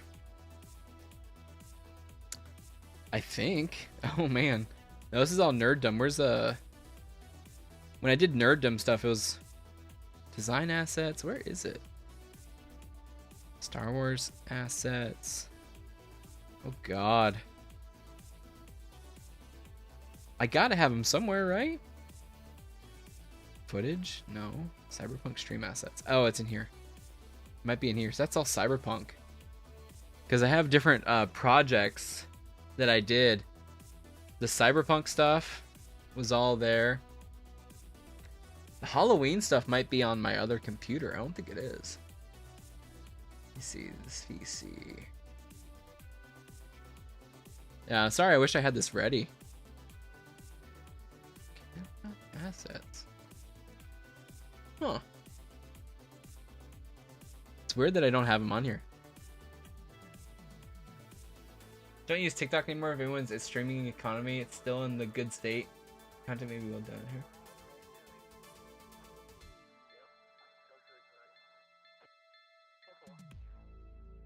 You think so? I really do want to set up a multi-stream. I think that'd be really, really useful. I can't wait for streaming vertically on YouTube. The problem with TikTok is you have to get to a certain viewership of videos and followers before you can even live stream on TikTok, and likes and stuff. And my content actually wasn't doing very well on TikTok. I was doing a lot of stuff, and maybe because YouTube knows me better, Instagram threw out my stuff sometimes and then it didn't throw out other stuff. YouTube though has been the most consistent, and maybe because I have posted full-length videos on YouTube, but TikTok just does not like my content. I posted a good amount of stuff, and not to say I kept trying, I should keep trying. That's the one thing I can tell you guys is, if it doesn't work, just keep trying. Just keep posting, because sooner or later something may actually work. But I'm going against my own talking point and just saying I gave up on it. It sucked. Let me go to my Instagram.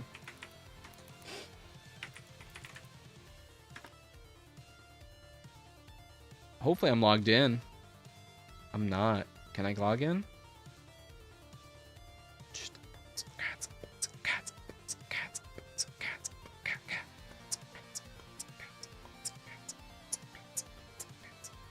Really? What's my password?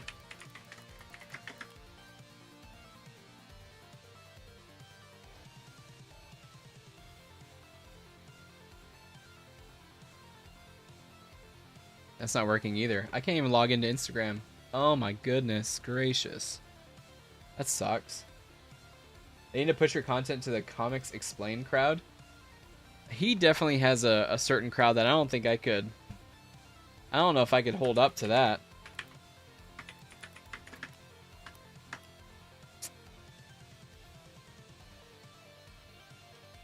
I don't think this is gonna be any better.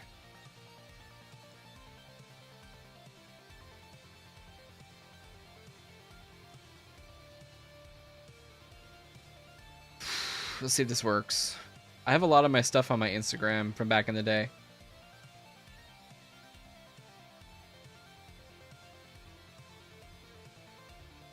By the way, this is a Master Boot record.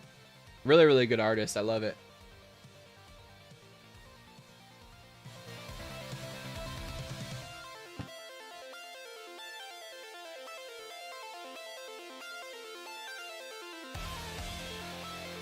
Isn't it great?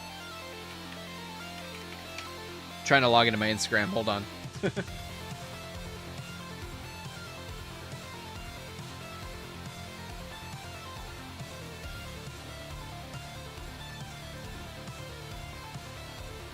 What the fudge is my password?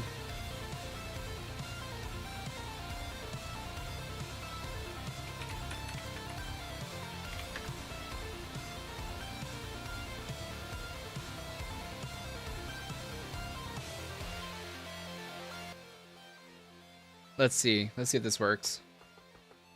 Okay, they sent a text message.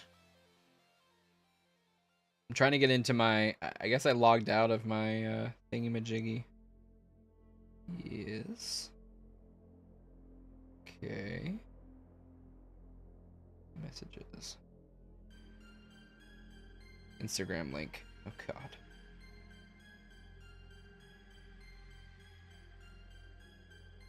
Okay. This is weird. What a complicated system. Meta sucks.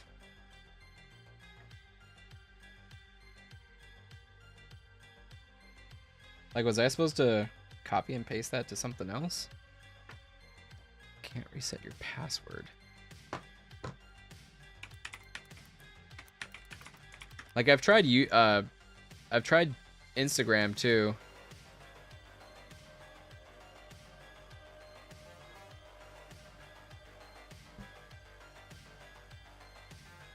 Let me see if that works again. Maybe I'll just copy the text over. Let me see if this works. I'm just gonna copy the type.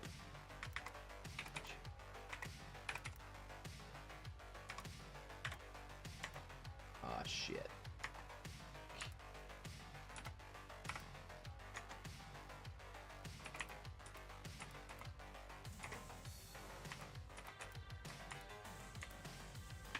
See if this works. Come on, baby.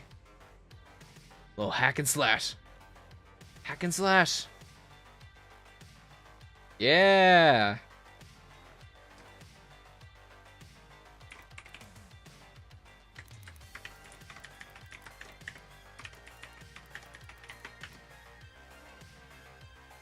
Come on, baby. Sorry to keep you guys waiting. Back to the movie talk a little. They need to start showing scripts and pitches to a wider range of critics. I don't understand how some of these ideas get 100 million plus budgets just to be god awful. I think it's because they schmooze with the right people, especially the ones that are in power. And I honestly don't know how they make all that either. I honestly have no idea. Oh my gosh. No, I have no idea. It's like who they know versus the actual...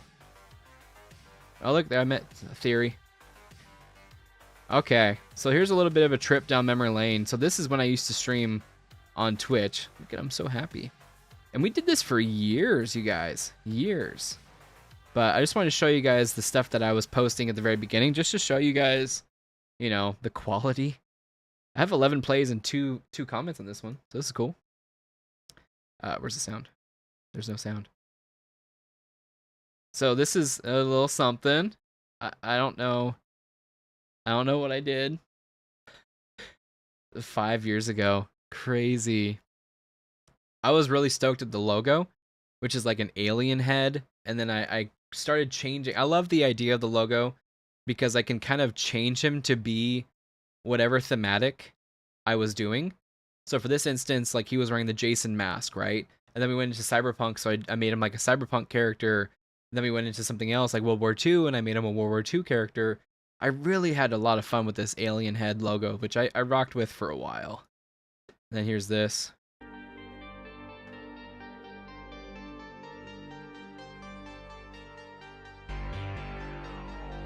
This is me learning After Effects, by the way. I love the 23 in the shadow. So like it's like a flashlight going across.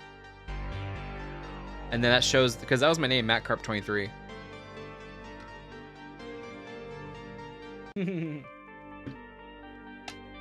So that was that one. And then this was like showing the process.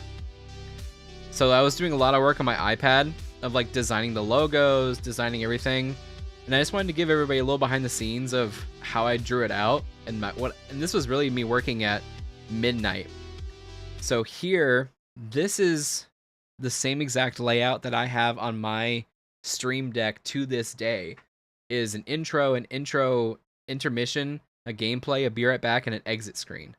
So this is my like readout on the different scenes for the stream. And then there's me graphing out what I wanted it to look like and my idea for it. So you can see like there's the screen right here. There's some flames, like this is a fireplace. And then I thought of another idea, which could be this one, but I wanted something up here. Oh, is it hard to learn that stuff? If you have a background of already knowing Adobe software, it wasn't too bad. The hardest part is learning the keyframes. Really, not the keyframes, the shortcuts. You want to learn how to edit videos? Oh, dude, download DaVinci Resolve. It's completely free, and start just you can actually download YouTube videos. And Lewis is a great example. Yeah, it's not too bad. Lewis, you're a great example, but like I love what you do about remixing trailers. You know, I like cutting a couple of music videos myself together on my channel. And what you do with yeah, exactly. You are a film editor. You've literally edited movies, dude. You're freaking amazing. But I do love what you did with the trailers. Like you can download a trailer from YouTube and re-edit, and I think that's a really good training technique. You know what I mean? I think that's gonna be a really good training project. So just download a couple of movie trailers, remix them into something else, and you can find free assets on YouTube with green screens or alpha layers. You can find sound effects, music that's free, things like that, and then really just test. You know, get used to the shortcuts on your keyboard, get used to working on the timeline, cutting, and what do you call them? Transitions, things like that. Just get used to it all. And the one thing about any creative project, and Lewis can tell you, is you're not going to be perfect first time out.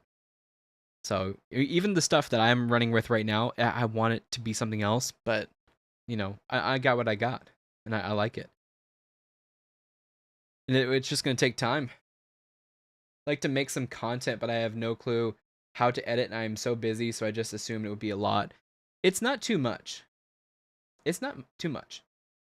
I wouldn't say it's too much. Most of it, I mean, it's daunting to me right now. Lewis, what program do you use for editing? Because I want to get into DaVinci. I'm using Premiere, but I might be cutting out my Adobe software soon. So I might be jumping over to the DaVinci train and want to see how that is. You use Adobe? Yeah. I'm just so used to Adobe now. I've been working with it now for 5 years, bro.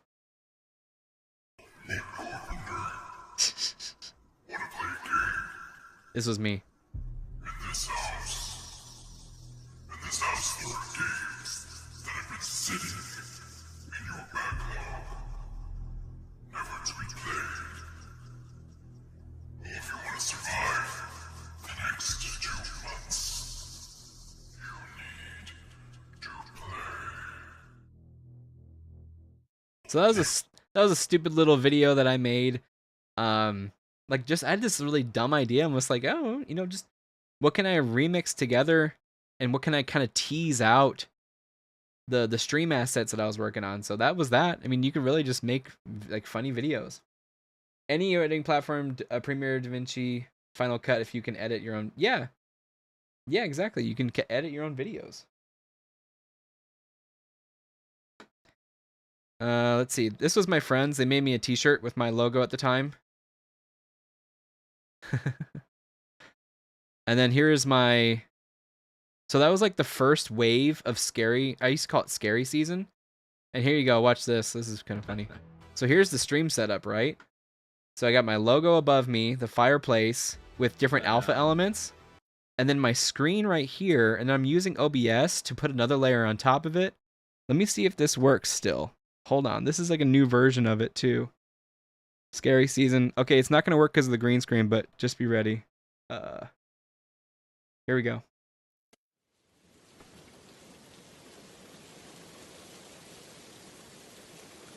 So I'm using this screen right now. I remade it for nerddom, but it really was meant to be for my streaming thing.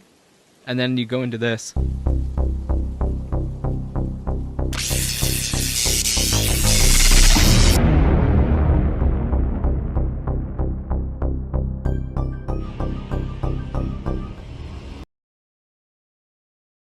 Dang it, I forgot I changed it out. I'm sorry. I had a different intro video. Let me see if I still have it.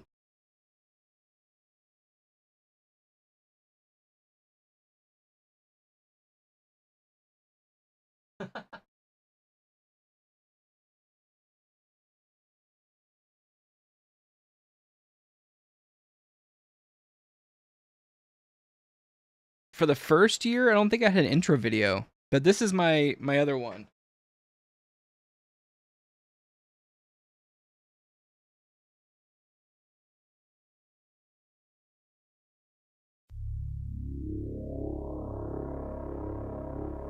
They found him and they killed him.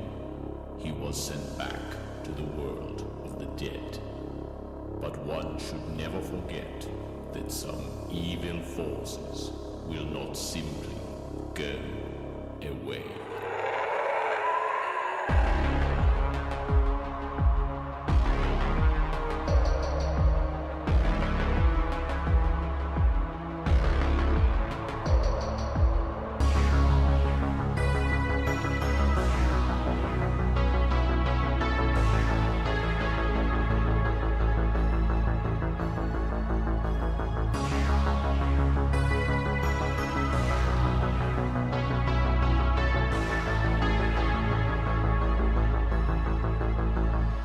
You think you was good to get away from me? You die.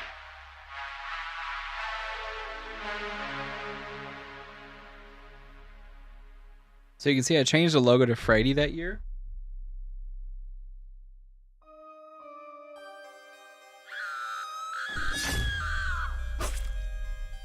And I called it Part 2 Survive the Night. That was in 2021.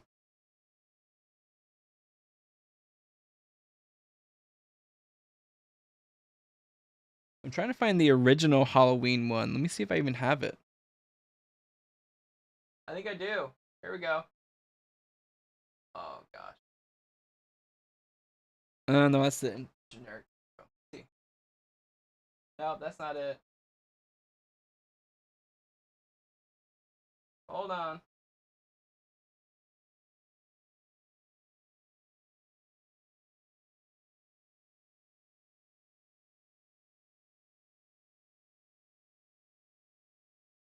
Okay, here was the original one that I made in 2020. You guys ready?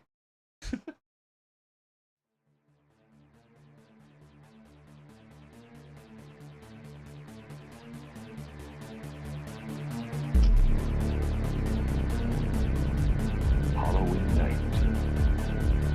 A small American town. 15 years ago.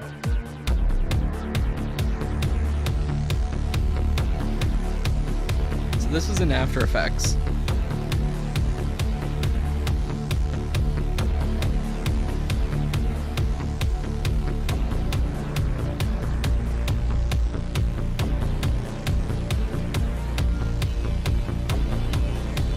I love that shot.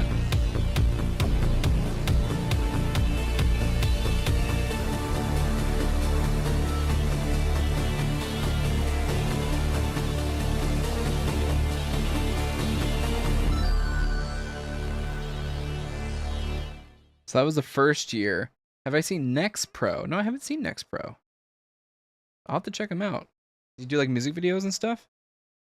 So that was the first year, and the second year, Part 2 Survive the Night. This one is the one you see now with the puzzle box, and year 3 with streaming on Twitch was Hellraiser themed. Let me pull that one up really quick. This one I'm not as, like, I wasn't really stoked with it. I really liked year 2 the most.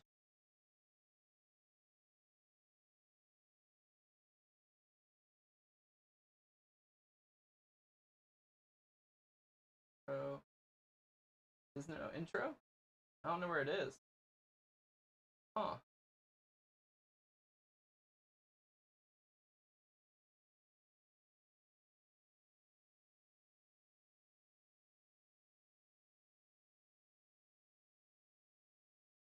Outro. Dang, I don't know where it is.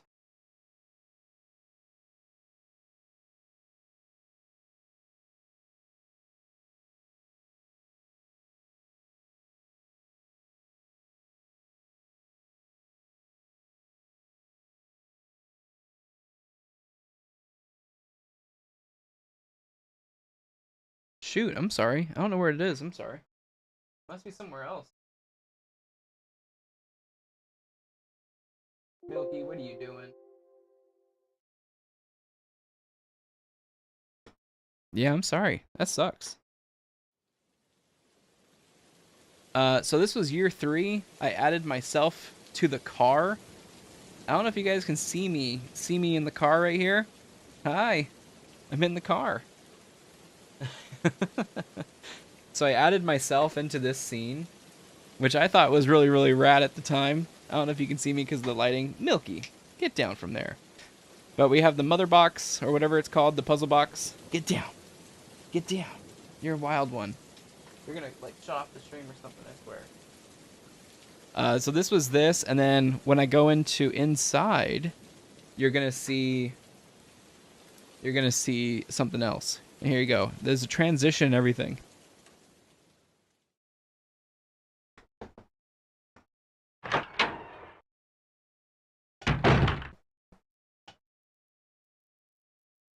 Milky! I know, I'm sorry. You're okay. Okay.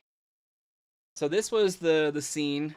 Usually it would be a green screen behind me, so you wouldn't be able to tell. But this is the latest one, and you can see actually it's the screen for the PC is above the mantle, and it's got a layer above it. And then we would go to Be Right Back.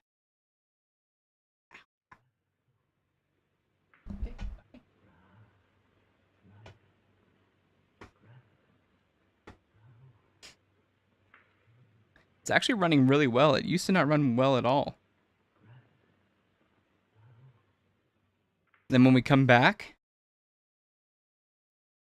like that.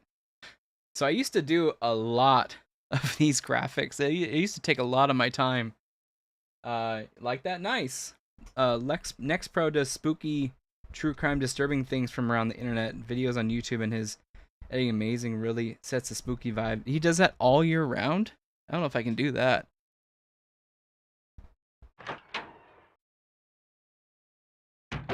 You can see I changed it to... And then I used to always have a different header at the very top. So this is part 3, Hellbound. So if we go back to a different thing I can show you. And I have everything on my Stream Deck, by the way. So if we go here, cuts back to this. So that was year 1. Year 1 we had like a normal Halloween theme. Year 2 was Freddy.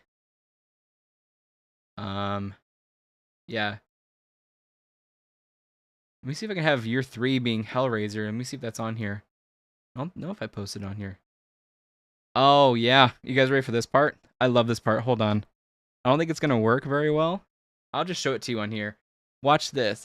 I was very proud of this. So I activated jump scares, which is cool.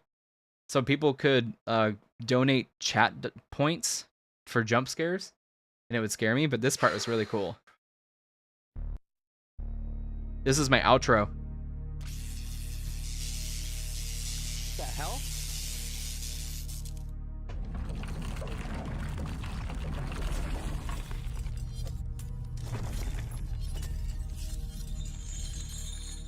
What? No?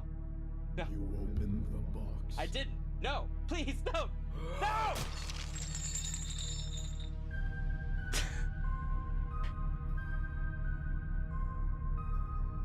Part 3. That was cool, man.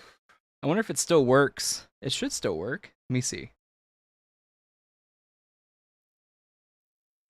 here we go. Let's try it.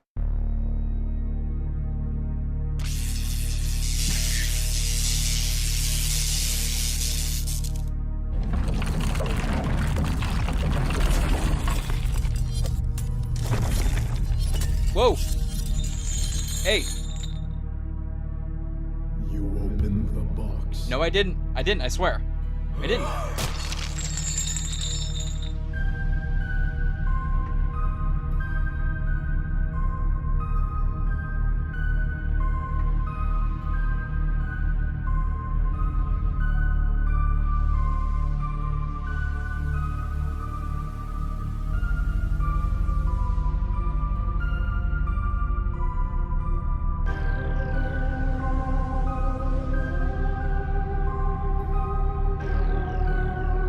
So this is what we used to end every single stream on, was this outro. And I used to have it timed perfectly, so I would know what to say.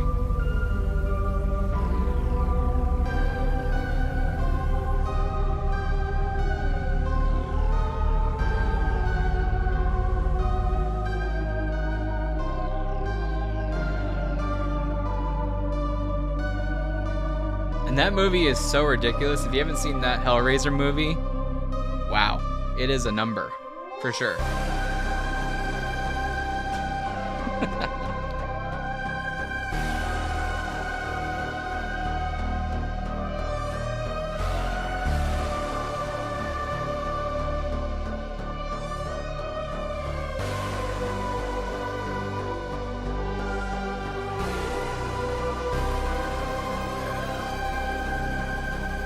I used to.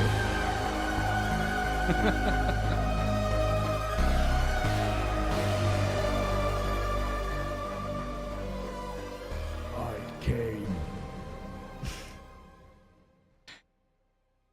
And that's how we ended the stream. So what this is actually it's a transparent layer on top of my whole stream right now.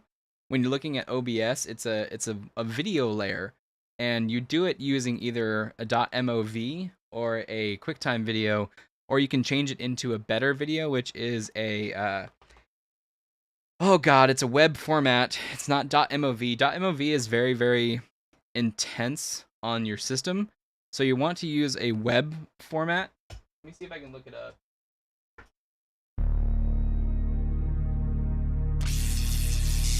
This one is .mov, which is crazy.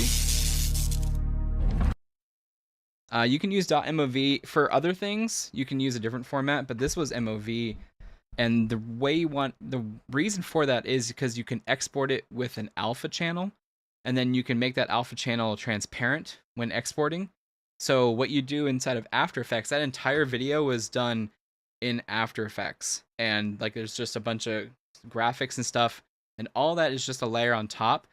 And I designed it so that way the hook would come out and hit me right where I sit usually. So I had to graph out where I usually sit so nothing seems out of the ordinary, and then have the hook hit me. So that was a lot of trial and error.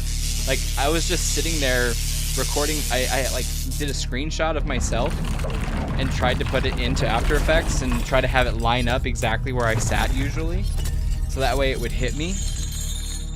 And you can see it right here. You opened the box. It actually still kind of works. Right there. Very much so Scorpion. I'm trying to remember if I have an outro for...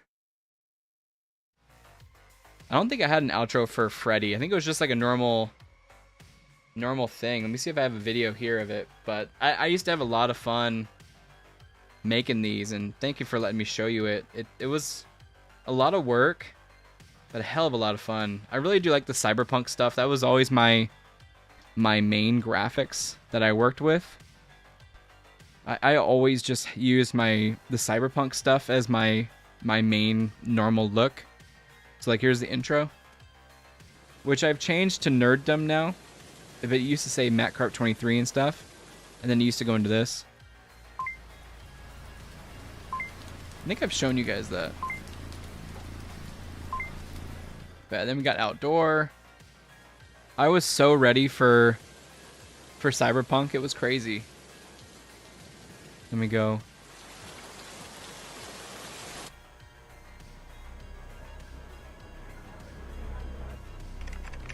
No worries, Lewis. Thanks for hanging out with me, dude. I appreciate it. Should pull up Next Pro for a sec. Thanks, Lewis. Good night, dude. Good night, dude. I love analog horror style. Okay, let me check it out.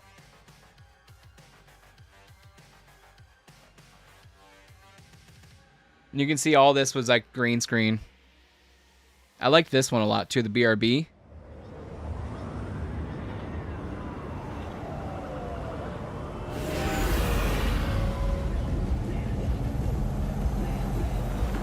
I liked making this. This was really, really cool. So I'm like inside the car. That was a lot of fun. That was a lot of fun.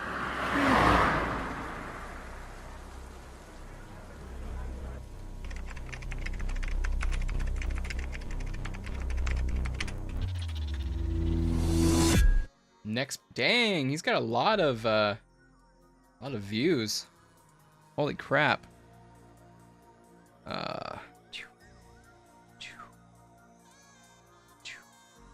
Back to this now.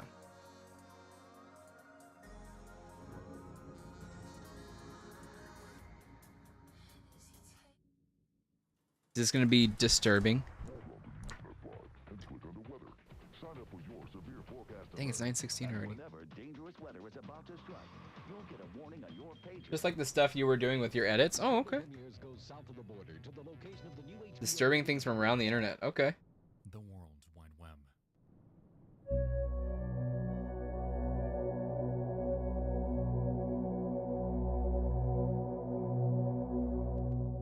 A void unquantifiable. An endless frontier. Just wanted to see the comparison. Okay. Discovery and mystery. From 3D games engrossed in urban legends to some. I mean, I'm down. I'll watch it later. I'm down. Ooh, new machine gun. Nice. Nice. Yeah, we've come a long way, but just making all this stuff, it was a lot of fun. And that was the 3 years that I did it. Just a lot of fun of learning the programs, but really, really rich. There's a program called 4K Video Downloader. You can download 10 YouTube videos a day. And the videos can also be like sound. So if you have a song on YouTube that you want to download, or a sound effect or something like that, maybe even the electricity that you saw, that was actually After Effects, but you can find lightning and then just learn how to take out the alpha channel, which is pretty easy. And you can use that for stuff. That's actually how I did my intro for what did I do? Oh, this one recently. So for this, where is it? For this right here, show you.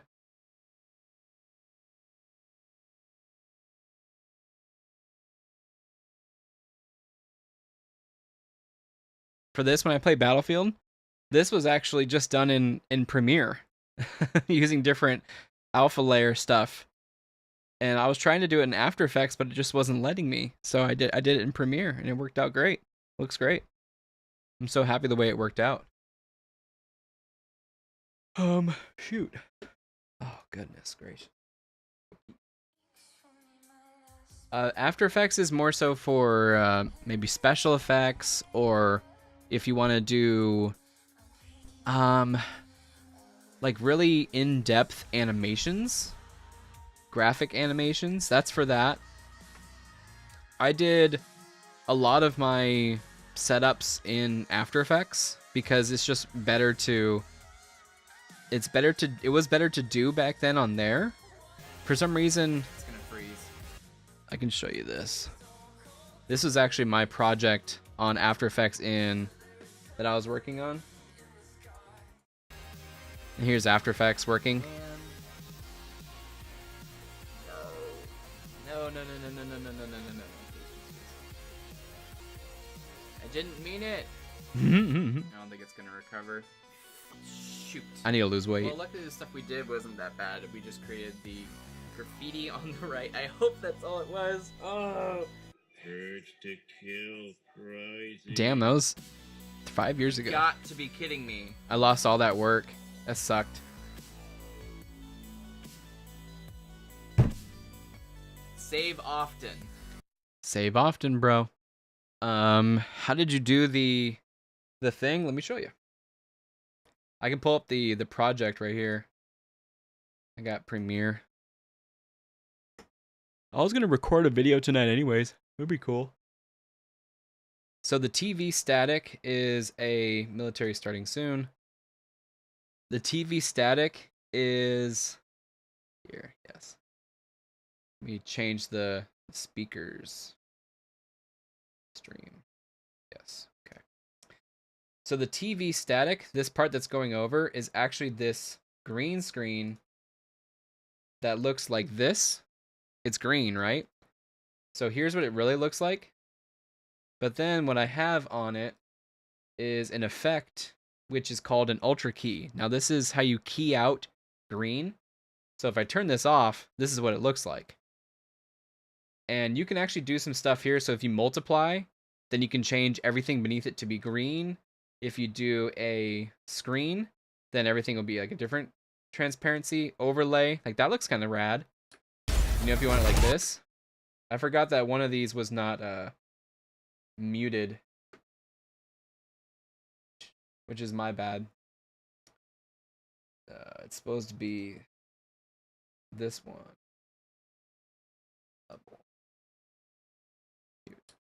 So like this is kind of cool. And then everything beneath it, you see these are the layers. This green is actually on the top layer. So it's making everything green.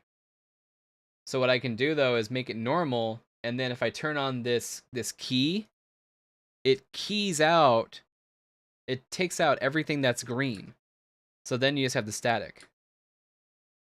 Now, if I zoom out, there's actually all these layers on it, right? So there's the static layer. It's also a vignette. And then this is an adjustment layer that's changing the color. So this adjustment layer has Lumetri color on it, and I just put a gold filter on it. So here's really what you see underneath. This one is the fire emblem, is the fire embers. So if you go here, you can actually see there's some embers flying around. And this is the same thing. This one's actually a Luma key. So you see this ember on the side? Now, instead of an ultra key that does color, a Luma key does the black. And it turns it into an alpha. So technically now, this flame, anything that's black, turns transparent. So you can see the embers flying across my face. That's purely because of that. We go one layer down. That's the brain and splash, which is on my eyeball. If you look closely on my eyeball, there's a brain in there of the logo, which if we go in like 400%, we can't really see it. But anyways, it's on my eyeball. Just believe me, it's there. And then with this one, it's me, my picture. And with that, I have, I believe I have some color on it too. I don't know. I did some color correction, so I desaturated it. Like this is really what the picture looks like, but I desaturated it so it would accept the color. Seems pretty complex. It's a lot, but really this took me maybe half an hour to do. I'm gonna miss this. This is a glitch title that came with my Adobe subscription that I just replaced. And it does that. It automatically does it, so I just use points for it. And then this one is really a glitch logo reveal. So I put in image, a PNG, and then it does this animation for me. Let me downscale the quality really quick so it's easier to run. And it looks like an old TV glitch. The smoke is right here. There's a smoke layer. And the smoke layer is the same thing. It's a Luma key. So it's keying out. Half an hour is wild. Oh. It's purely, dude, I've been with it for 5 years. Like, when you're 5 years in, it's no biggie, but when you're getting started, don't even think about, just worry about learning the basics. And really just have an idea in your head and work to figure it out. Like all that streaming stuff that you saw, the Halloween stuff, that was me learning the programs. So in After Effects, you can actually take a 2D text and then you can rotate it in 3D. And what I'm doing is, when it's doing it, it's actually moving across the screen, and I'm moving it in 3D space. So it looks like it's flying from the camera like this. The camera's not moving, the logo is moving on like a Z-axis. So I was really learning 3D stuff, but it was 3D, but it's not really like 3D chunky. It's literally a 2D image turned in like this. So it looks 3D, kind of like Star Wars. You know what I mean? Let's see. This is a big screen. This sound effect is another ultra key. So it's green, and then I made it a composite, and I dropped the opacity just so it would be a little bit less noticeable.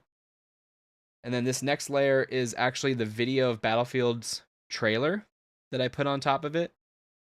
And I just made it a pin light blend mode. So here's the actual video on top of it. You can see it looks like you can see the cutoff, but when I make it a pin light, it kind of blends in more. Plus my body is right here blocking it, so you can't really see. But there's 3 different clips there. Boom, boom, and then finally it's just a background. So it's just layering. Boom, boom, boom, boom, boom, boom, boom, boom, boom. This is what you get.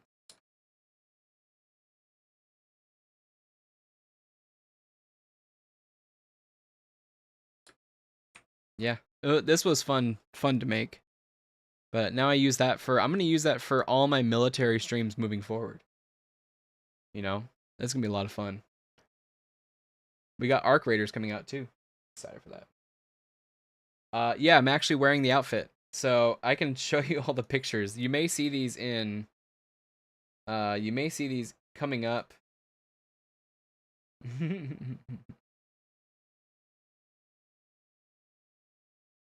It's in my downloads folder. My downloads folder is disgusting.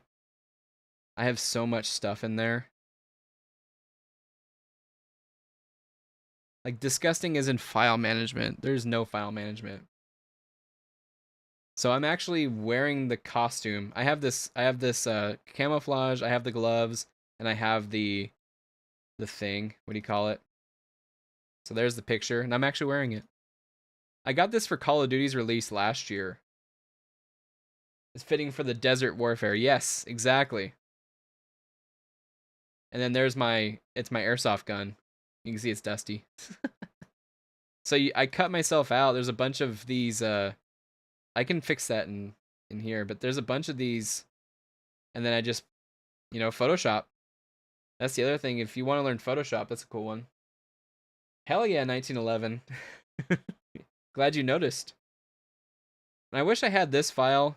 I saved over it already, because whenever I use a thumbnail, I don't want to use a thumbnail again.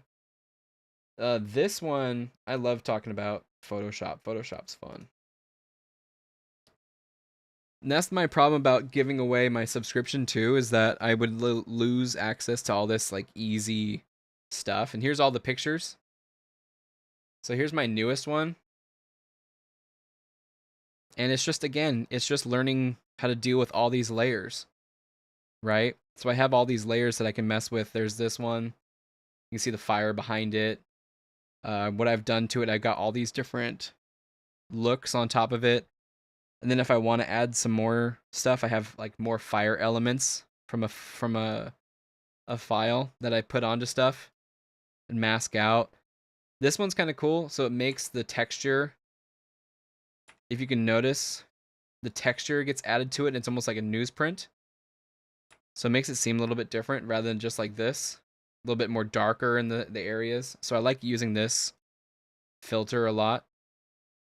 And then you can just do like different... I reuse files a lot, so there's the Superman. Then my brain's always in the left-hand corner. It's like my signature. The fire group. So it's really just learning how to manage layers, group them together, and how to do the software. And when to, you can click on different things and stuff and move it around. Different effects on items. So this one has a drop shadow and an outer glow. So you kind of just do that. Boom, boom.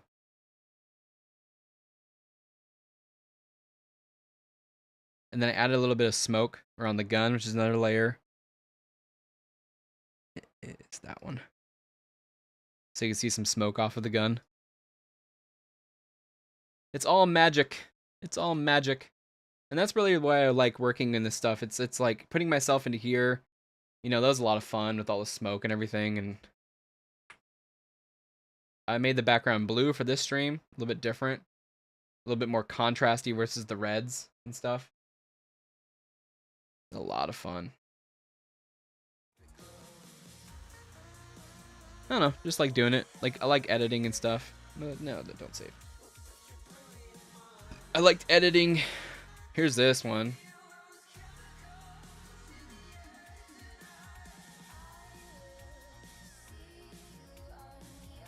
So this one's cool.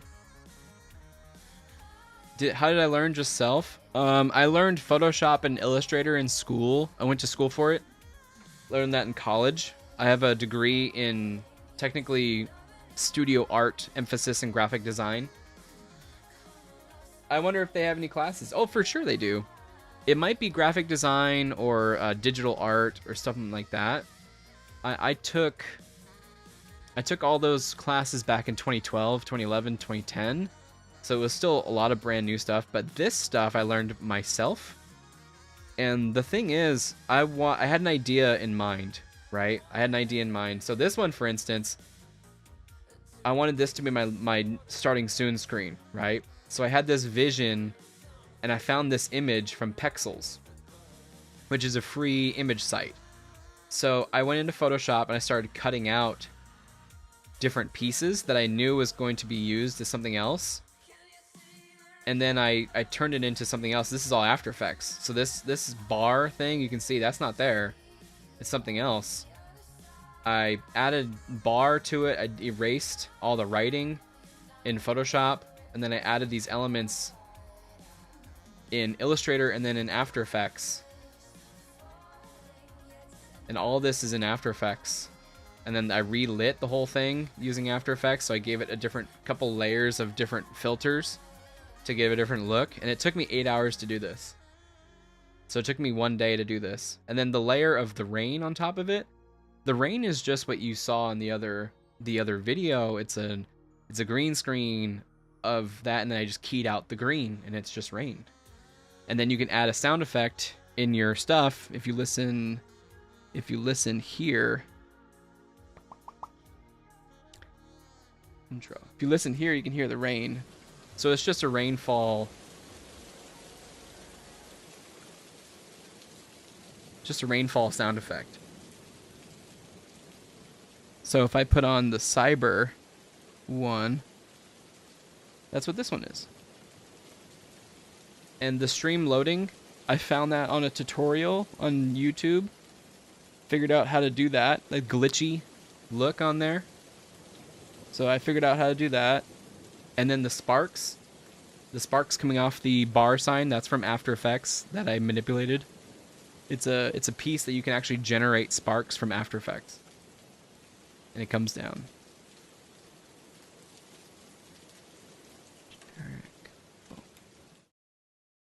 So yeah, it took a lot of work, but I mean, it was like Saturday projects that I would learn. And yeah, we had a lot of fun doing it. This one was great too. This World War II one. I love this World War II one. Here's the intro. So I played a lot of World War II video games like Hell Let Loose at the time. And then here's the intro for it.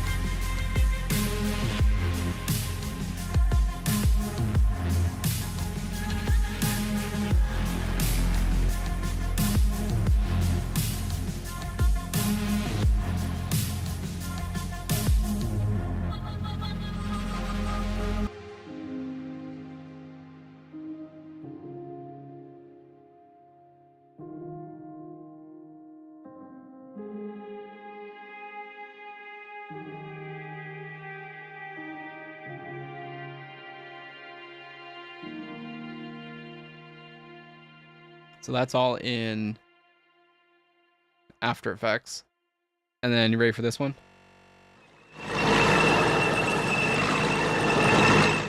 And then I'm in this room. And then the screen behind me is actually the screen to the computer back in the day.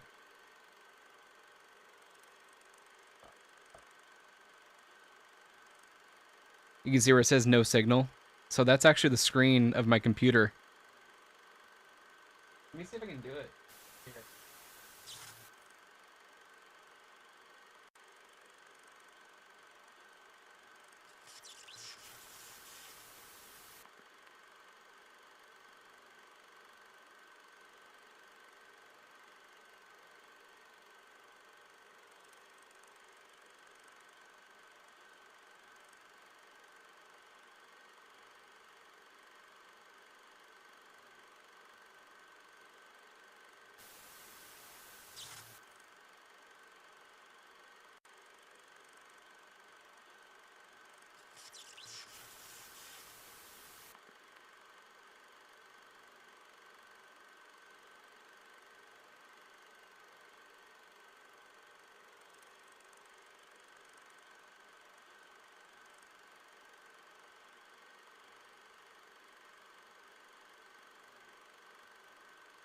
So you can see it goes into there.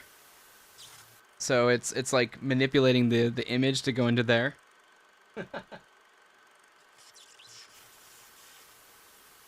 Yeah, that's fun. Once again, you're criminally underrated. Dude, thank you. Took a lot of work. Took a lot of work. There's my Be Right Back screen. See how you can have the logo? It's a lot of fun. Where did you even find that room?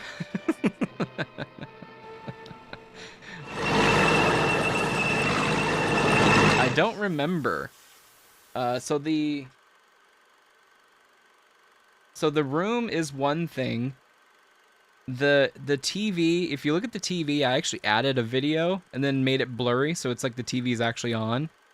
And then there's actually a light flicker on the very top. This is actually just a still image, but I added these elements to make it look like it's an actually living room. The light above me, you can actually see it flickering a little bit, going out and in.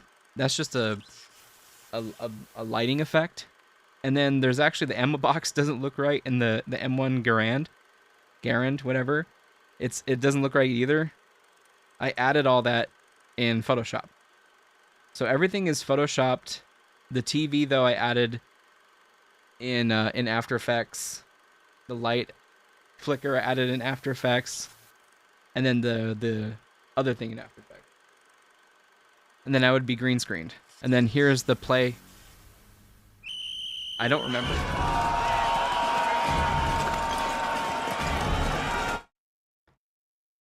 And yeah, this is the gameplay. We'll be playing the game. So, lots of fun. We had lots of fun with it. Oh no, that sound's back. That's not good. It's a lot's changed in all those years. I don't remember when I found that. Here's actually a lot of the... I also had different notifications. When someone would follow the channel on Twitch and stuff like that, you're being rated. And then it would have their name go across. So I made all of these different alerts. So if someone gave me money, it would get the silver spinning. This was a new follow, new recruit. And then where's all the... This was all the cyberpunk looking stuff. So I had all this on my thing. I was really trying to push hard. Cyberpunk. And this is the alert for Cyberpunk. I really like that. Do you come from military family? My grandpa served. My dad and mom, no. My grandpa did serve, yeah. He served in the Air Force. And then my other grandpa was a corpsman. Technically a Navy corpsman. Dude, Mass Effect? I loved Mass Effect. I made this in After Effects. It was fun.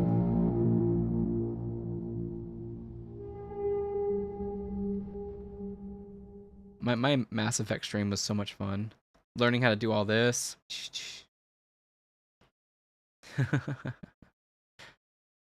This was all After Effects. So this was actually a still... Oh my god, I still look back at this and love this so much, how much work we did on this one. I added a video of fish. This was just another thing I did with the TV screen right there. A lot of cutting out and putting video elements. This is a video element. This is actually just a still image. And then we added these lights right here that flicker, make it a little bit more dynamic. I absolutely love this one.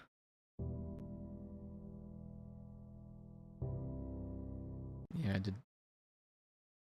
Oh, good times, good times. Where is that one? A lot of cool stuff on here, man. It was fun. How much does Premiere cost? It's that one, I think it's $50 a month. It's quite expensive, unfortunately. I think you can piece it out for cheaper if you want to. I'm not entirely sure. I pay for the Pro package. But hey, I'm looking to actually get out of the Pro package because I've been paying for it for like 10 years. Yeah, $50 a month. I'm sure you can piece it out a little bit less if you wanted to. But I'm not sure how. I think you can pay by app. Which app you want. DaVinci is free though. I would get started on DaVinci. Looking back on it now, I was paying for it because I was into, you know, all of that stuff. But if you're just wanting to edit, DaVinci Resolve has all the tools you need, especially color grading and stuff like that, and it's free. Yeah, I'm not sure if it does effects. I think you may have to pay $250 for that. But I think it does have some boilerplate effects. I uninstalled it recently though. I gotta reinstall it. DaVinci Resolve by Blackmagic. Yeah, I'm not sure if they do effects. I'm sure they can do what I showed you there. They can do alpha channel. They can do Luma key, alpha, or ultra key, something like that. They can key out green and black. Aww. No joke. Yeah. Hell yeah. Get over there, Arrow. Get over there, Arrow. I would say, I mean, definitely check out. Let me show you Lewis real quick. Lewis is legit. He's actually edited movies. And on YouTube, he does... That's real? Return to Silent Hill? Shit. Do you use AI to help your graphic design work? I've used AI for my thumbnails in the past. I kind of stopped using it. And what did I do recently with it? Recently I used AI for like a background. But for graphic design, no. So like my brain, that was something I made from different pieces and drew some of it. And then like my shirt, I did use a little bit of AI on it to get the idea. I needed to find the controller shape. And then the rest I made. I just wanted to find a controller that was like nondescript. So it was like mixture of two. So I used it for this. And it's like a mixture of a PlayStation controller and a Nintendo controller. Let me show you Studio 96. Studio 96 is Lewis. But he did some trailer recuts.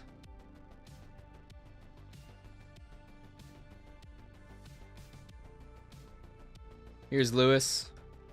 Studio 96. He did these, which are pretty cool. Suicide Squad fan-made trailer. This one was cool. Godzilla. Look at that. 2.3K. He's killing it. Hell yeah. Fan-made trailer, the creator style.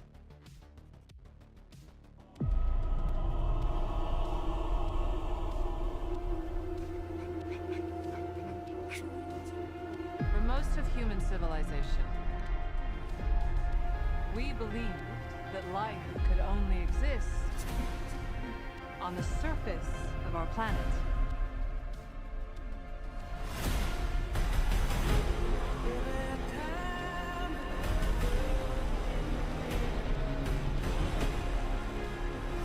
Hell yeah. What else were we wrong about?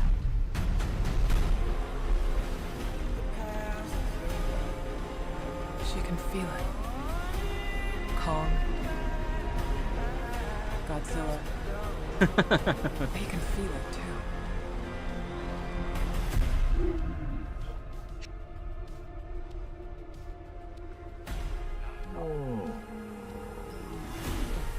Little chimpy.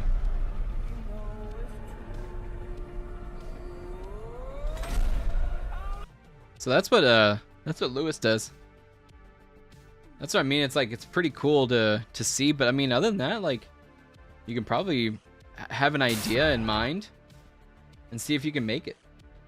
You know, learn the tools. I think this is a great tool to learn timing, like to have certain things hit. To have things hit at a certain time, you can watch the waveforms to line it up with the hit, so you can make an edit, a cut. Was Godzilla Kong good? I don't think so. No, but he really just wanted to see it timed with the music and stuff like that. So what happens with my edits for music videos, when I've done them, I usually listen to a song, and then I have like a vision in my brain of maybe a movie that I saw recently or something, that then my brain starts cutting it automatically. Very impressive. Oh, for sure. So like the last two I did, God, were a while ago. I need to do another one, huh, guys? The last one I did was probably the video I did with Night Run 87, and he was very, very cool with letting me use his song for this.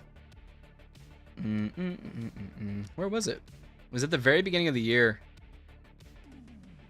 Oh yeah, Light of Your Heart. Have you seen this one? This one I was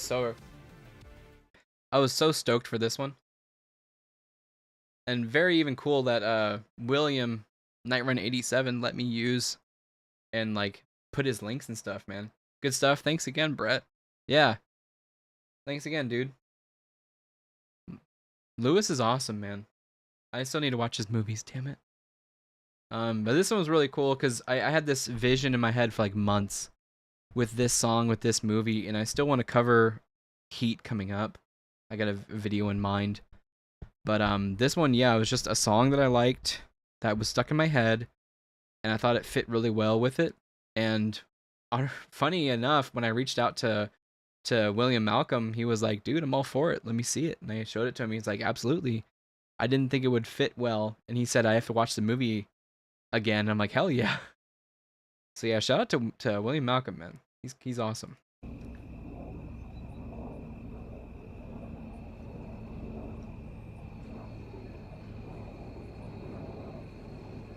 All of this is sound effects from YouTube. It's not actually a part of the movie.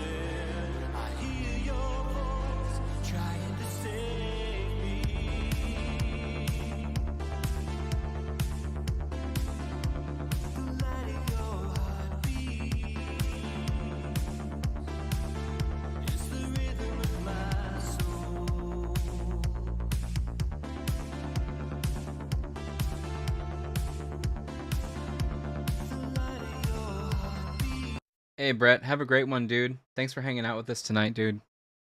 You're the best, bro. Have a good one, man. Have a good one, have a good one. Appreciate you. The story about this one, though, I was really trying to tell the entire story of De Niro's character and how his path throughout the movie Heat goes along. Because the song is the light of your heart beats the rhythm of my soul, darkness everywhere. I can feel the light of your heart. So that's the lyrics. So I want him to have this conflict of wanting to rob banks and the adrenaline rush. They both, Al Pacino and De Niro, have adrenaline rushes as characters in this movie. They're addicts. They're addicts to the adrenaline rush. And this woman is his off-ramp. It's his chance to start fresh. And all this darkness of the bank robberies, the violence, the killing, the criminality, she is this light. But he chooses a different path. So that's the story that I really wanted to show with this video.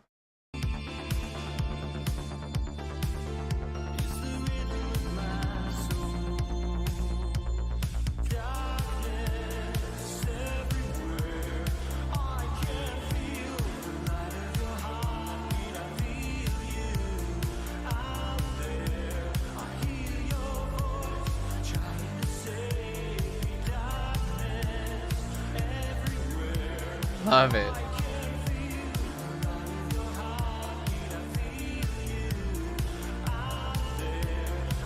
So you can really see how the cuts are lining up with the lyrics, right? I feel you out there. And you cut with that to really flow with the music.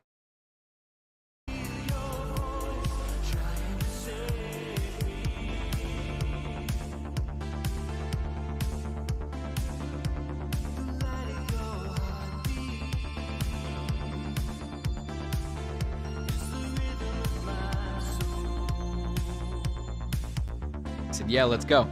Follow me. If I'm there and I gotta put you away, I won't like it. But I'll tell you. If it's between you and some poor bastard whose wife you're gonna turn into a widow, brother, you are going down. There's a flip side to that coin. What if you do got me boxed in? Then I gotta put you down. 'Cause no matter what, you will not get in my way. We've been face to face, yeah. But I will not hesitate. Not for a second.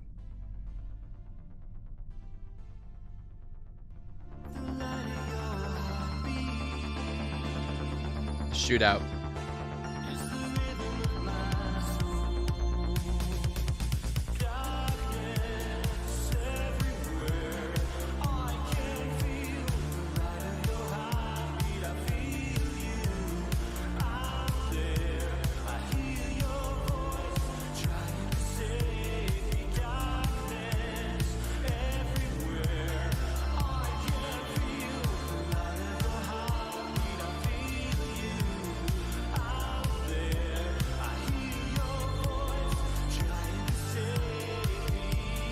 Trying to save me.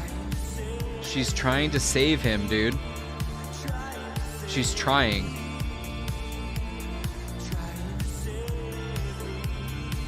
Right here.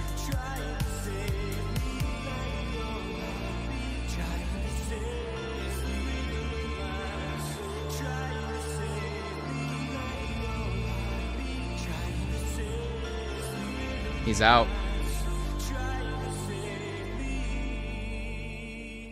But that's not where the story ends.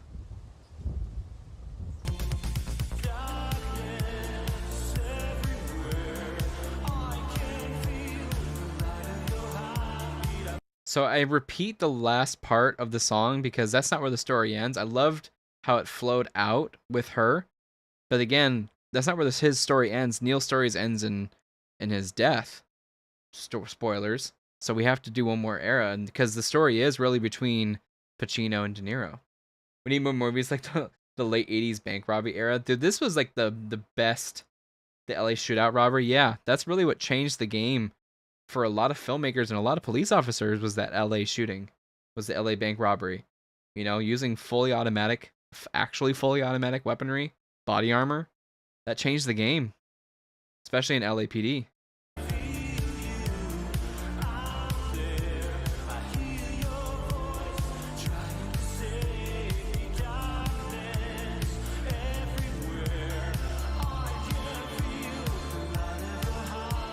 This was really the vision I had in my head, was this ending, by the way. I had this vision in my head of him dying in his arms, basically.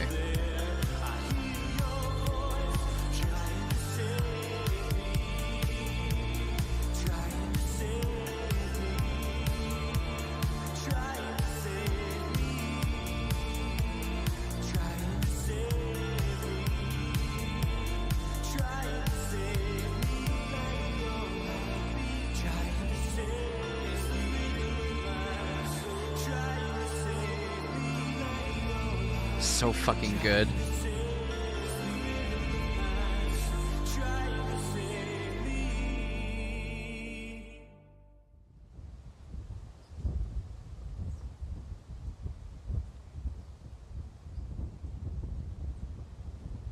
And that's the logo I use for the music video stuff.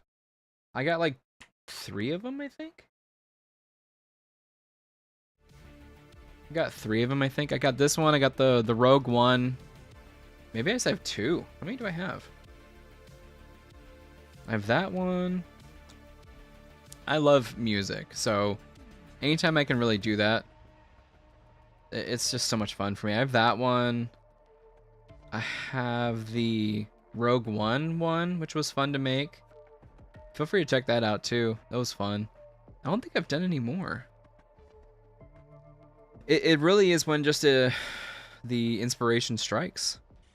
That yeah, it's called Rebel, or Rebel. Rogue One, a Star Wars story tribute. That one's a good one. And then, oh, Fear. Oh my god, this one. This was my first foray into it with Dune. This one I loved making. Oh, that's the video essay. Have you seen the Dune one? You should make a shirt with that logo small on the what? Oh, on the chest, then on the back with nerddom. Funny you should say that. I actually do have that one. Let me see if I can pull this up really quick. I love that one. That one's like my my more serious logo that I use. This one screams. That's my. This one actually got a lot of views. I was shocked it did.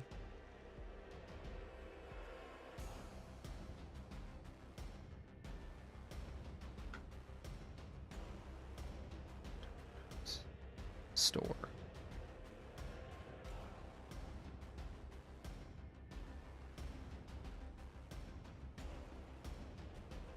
I don't have anything on the back, unfortunately, but I do. I called it Head Glitch.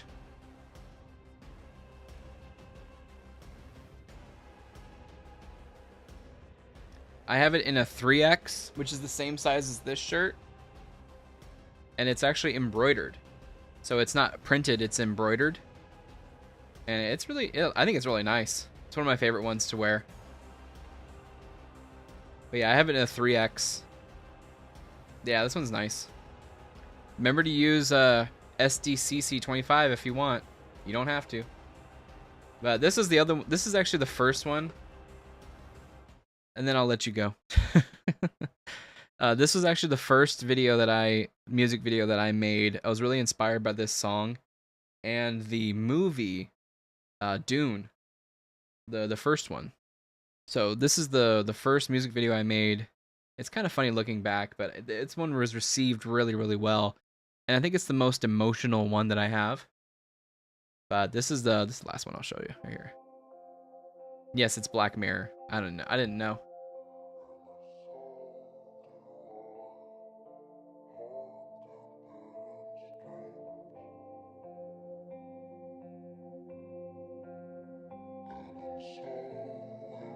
Dude, no worries, no worries. Hey, no worries. They're gonna be on the store forever, so it's not a big deal. Congrats on starting the new job. There you go. Hey, I'm doing the same thing, dude. No worries. If I just wanted to deliver a quality product. That's really all I wanted to do, and you don't have to do anything. You hanging out with me, just chilling, for the city, baby. Hell yeah, city job. Oh, beautiful, dude. You're saying it's fantastic. I love it. Lucky. Lucky, lucky. Hell yeah, that's beautiful.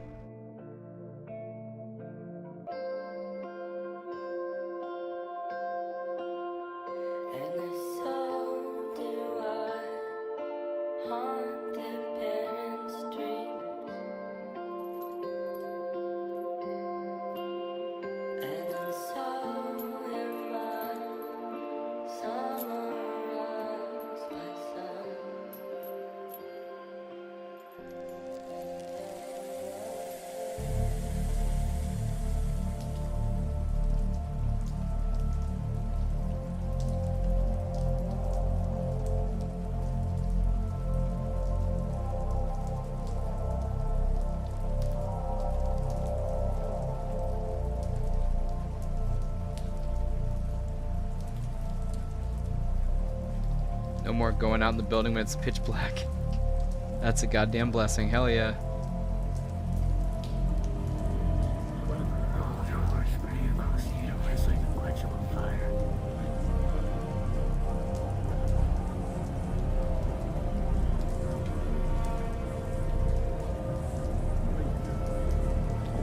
Man, I want to see the next movie so bad.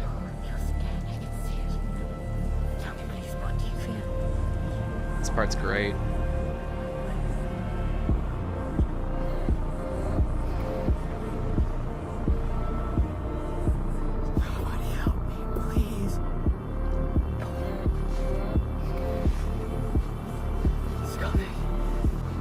Holy war spreading across the universe like unquenchable fire. A warrior religion that waves against Satan's banner in my father's name. Fanatical legions worshiping at the side of my father's skull. A war in my name. Everyone shouting my name.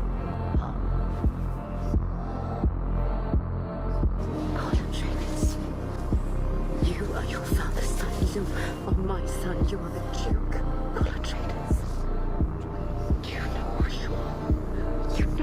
Get off me! You did this to me!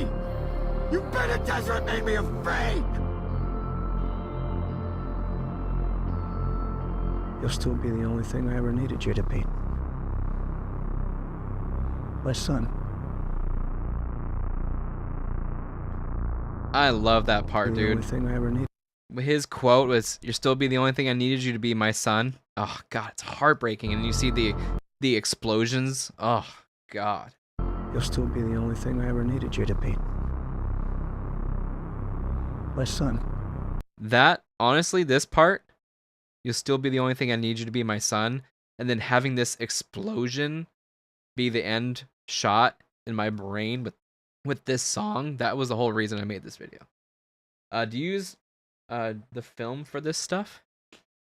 Do you use the film for this stuff? What do you mean? So this, I actually found this clip from YouTube and downloaded it, and then I downloaded the Dune Part 2. You can actually see the format change. So this is the Dune 2 trailer, and it actually cuts off the 16:9. So here's the one clip, and then it goes full screen for the Part 2. Oh no, I found the clip. So this was just a clip that I found online, and then I cut it up, intertwined it with this one. But just the part where, I love the part where the music starts really kicking in right here, and then it goes to them, and he's just, I love the part where he's just like feeling, because that's the whole point of him. He can like feel all the screams. He sees all this, all the emotion of the war spreading across the galaxy. A war in his name, in his father's name, and he's just flooded with emotions. And the song just drew that out of me. I don't know what it is. You haven't seen Dune yet? Oh, brother, this guy stinks. You gotta see Dune. There's a little bit more in depth than like if you start getting into it, it's a little bit more in depth than what the movie gives you. The movie does give you a lot of great stuff though.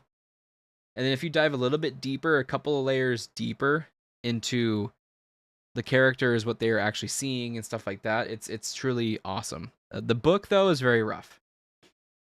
It had mixed reviews, so I didn't end up watching. I would say if you like, it's very highbrow sci-fi stuff. A lot of people do like Dune Part 1 better than Part 2. I like both of them. I think they're both fantastic. And the music from Hans Zimmer is something I would love to look into, but Warner Brothers is dick. They're the biggest dicks on YouTube. Disney lets you put up trailer reactions and stuff like that.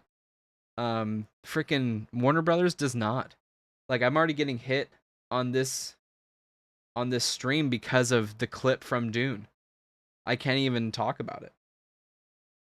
I think Dune 2 had good reviews though. I think Dune 2 had a lot of people behind it.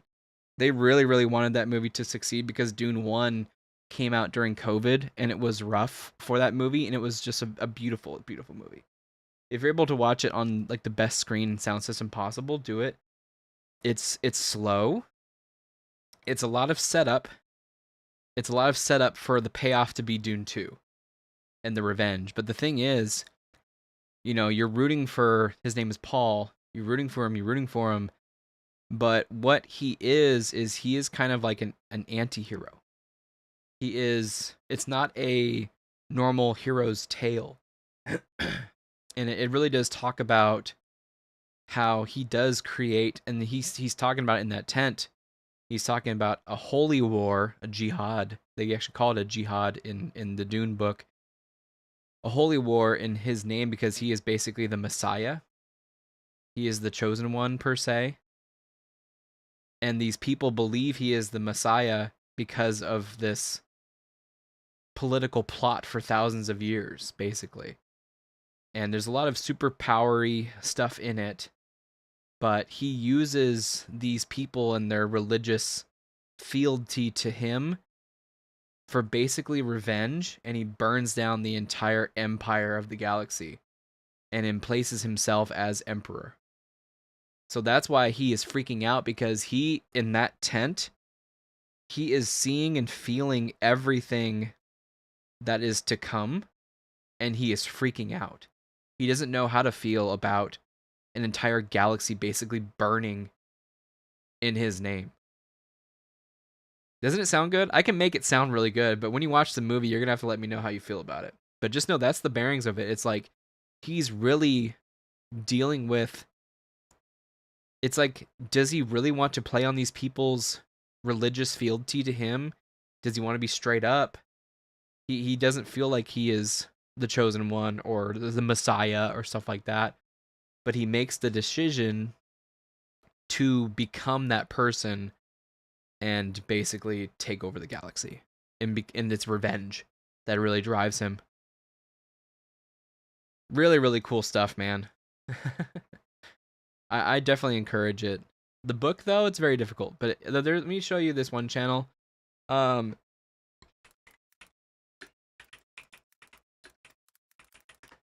It is Quinn's Ideas. Quinn's Ideas. He is one of the biggest Dune channels out there. He goes over each and every single one of the books. And what's really cool is he hated prophecy. I don't think he hated like prophecy at all. But he does ultimate guides. This is a 7-hour video, and he goes over everything. I actually downloaded these and listened to them on a plane. And yeah, I would definitely check out Quinn's Ideas. Dude is awesome. Real one. Speaking of heroes, did you think of the latest Hellboy movie? I didn't get to watch it. The latest one with the newest actor? Not Red Guardian, right? Did not get to see it. It was like a horror movie, right?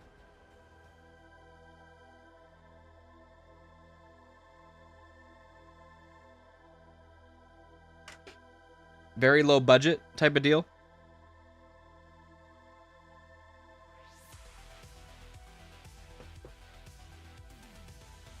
Yeah, no worries, man.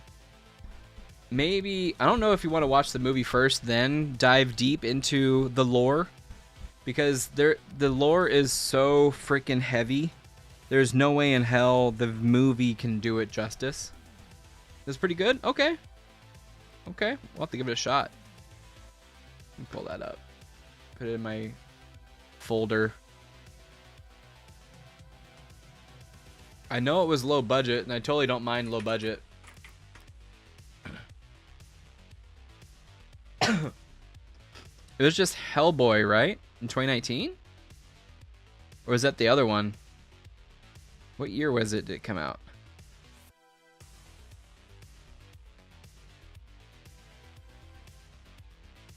It's your favorite superhero? One of my old friends' favorite superheroes too. I never really got into him. Wow, Lil Peep. Wow. The Crooked Man. That one, right?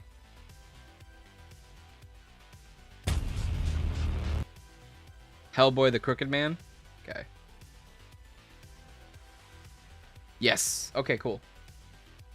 Alright. I'll definitely take a look. The 2019 one was Red Guardian. Gotcha, gotcha. I'm down for low budget. I dig it. Oh. Well, dude, I appreciate you hanging out with me for so long. Top 3 goes to Hellboy, Superman, Daredevil? Wait, oh, superheroes? I thought you were talking about movies. I'm like, oh no, Daredevil? That's a good call. Mine's still Batman. Batman, maybe Cyclops and Daredevil. Marvel. Yeah, DC and then Marvel. I do like Spawn, though. I do like Spawn, but I never really read too much of him. But he's another one of my favorites. Dude, Rich, thank you so much for hanging out with me tonight, bro. Cyclops is a great pick. Yeah, he's always been my favorite. Him and Leonardo, I really liked leader characters. And I feel like Cyclops always gets a bad rap. But the dude is... Like, I'm glad X-Men 97 actually showed him in a bright freaking light. He is legit. I mean, he's a little bit of a dork in there too, but I mean, he's a real one, dude. He's pretty freaking awesome. I love Cyclops. It's always laser beams. GG's, dude. Yeah, you have a great rest of your week too. I'm gonna see if we'll stream Friday.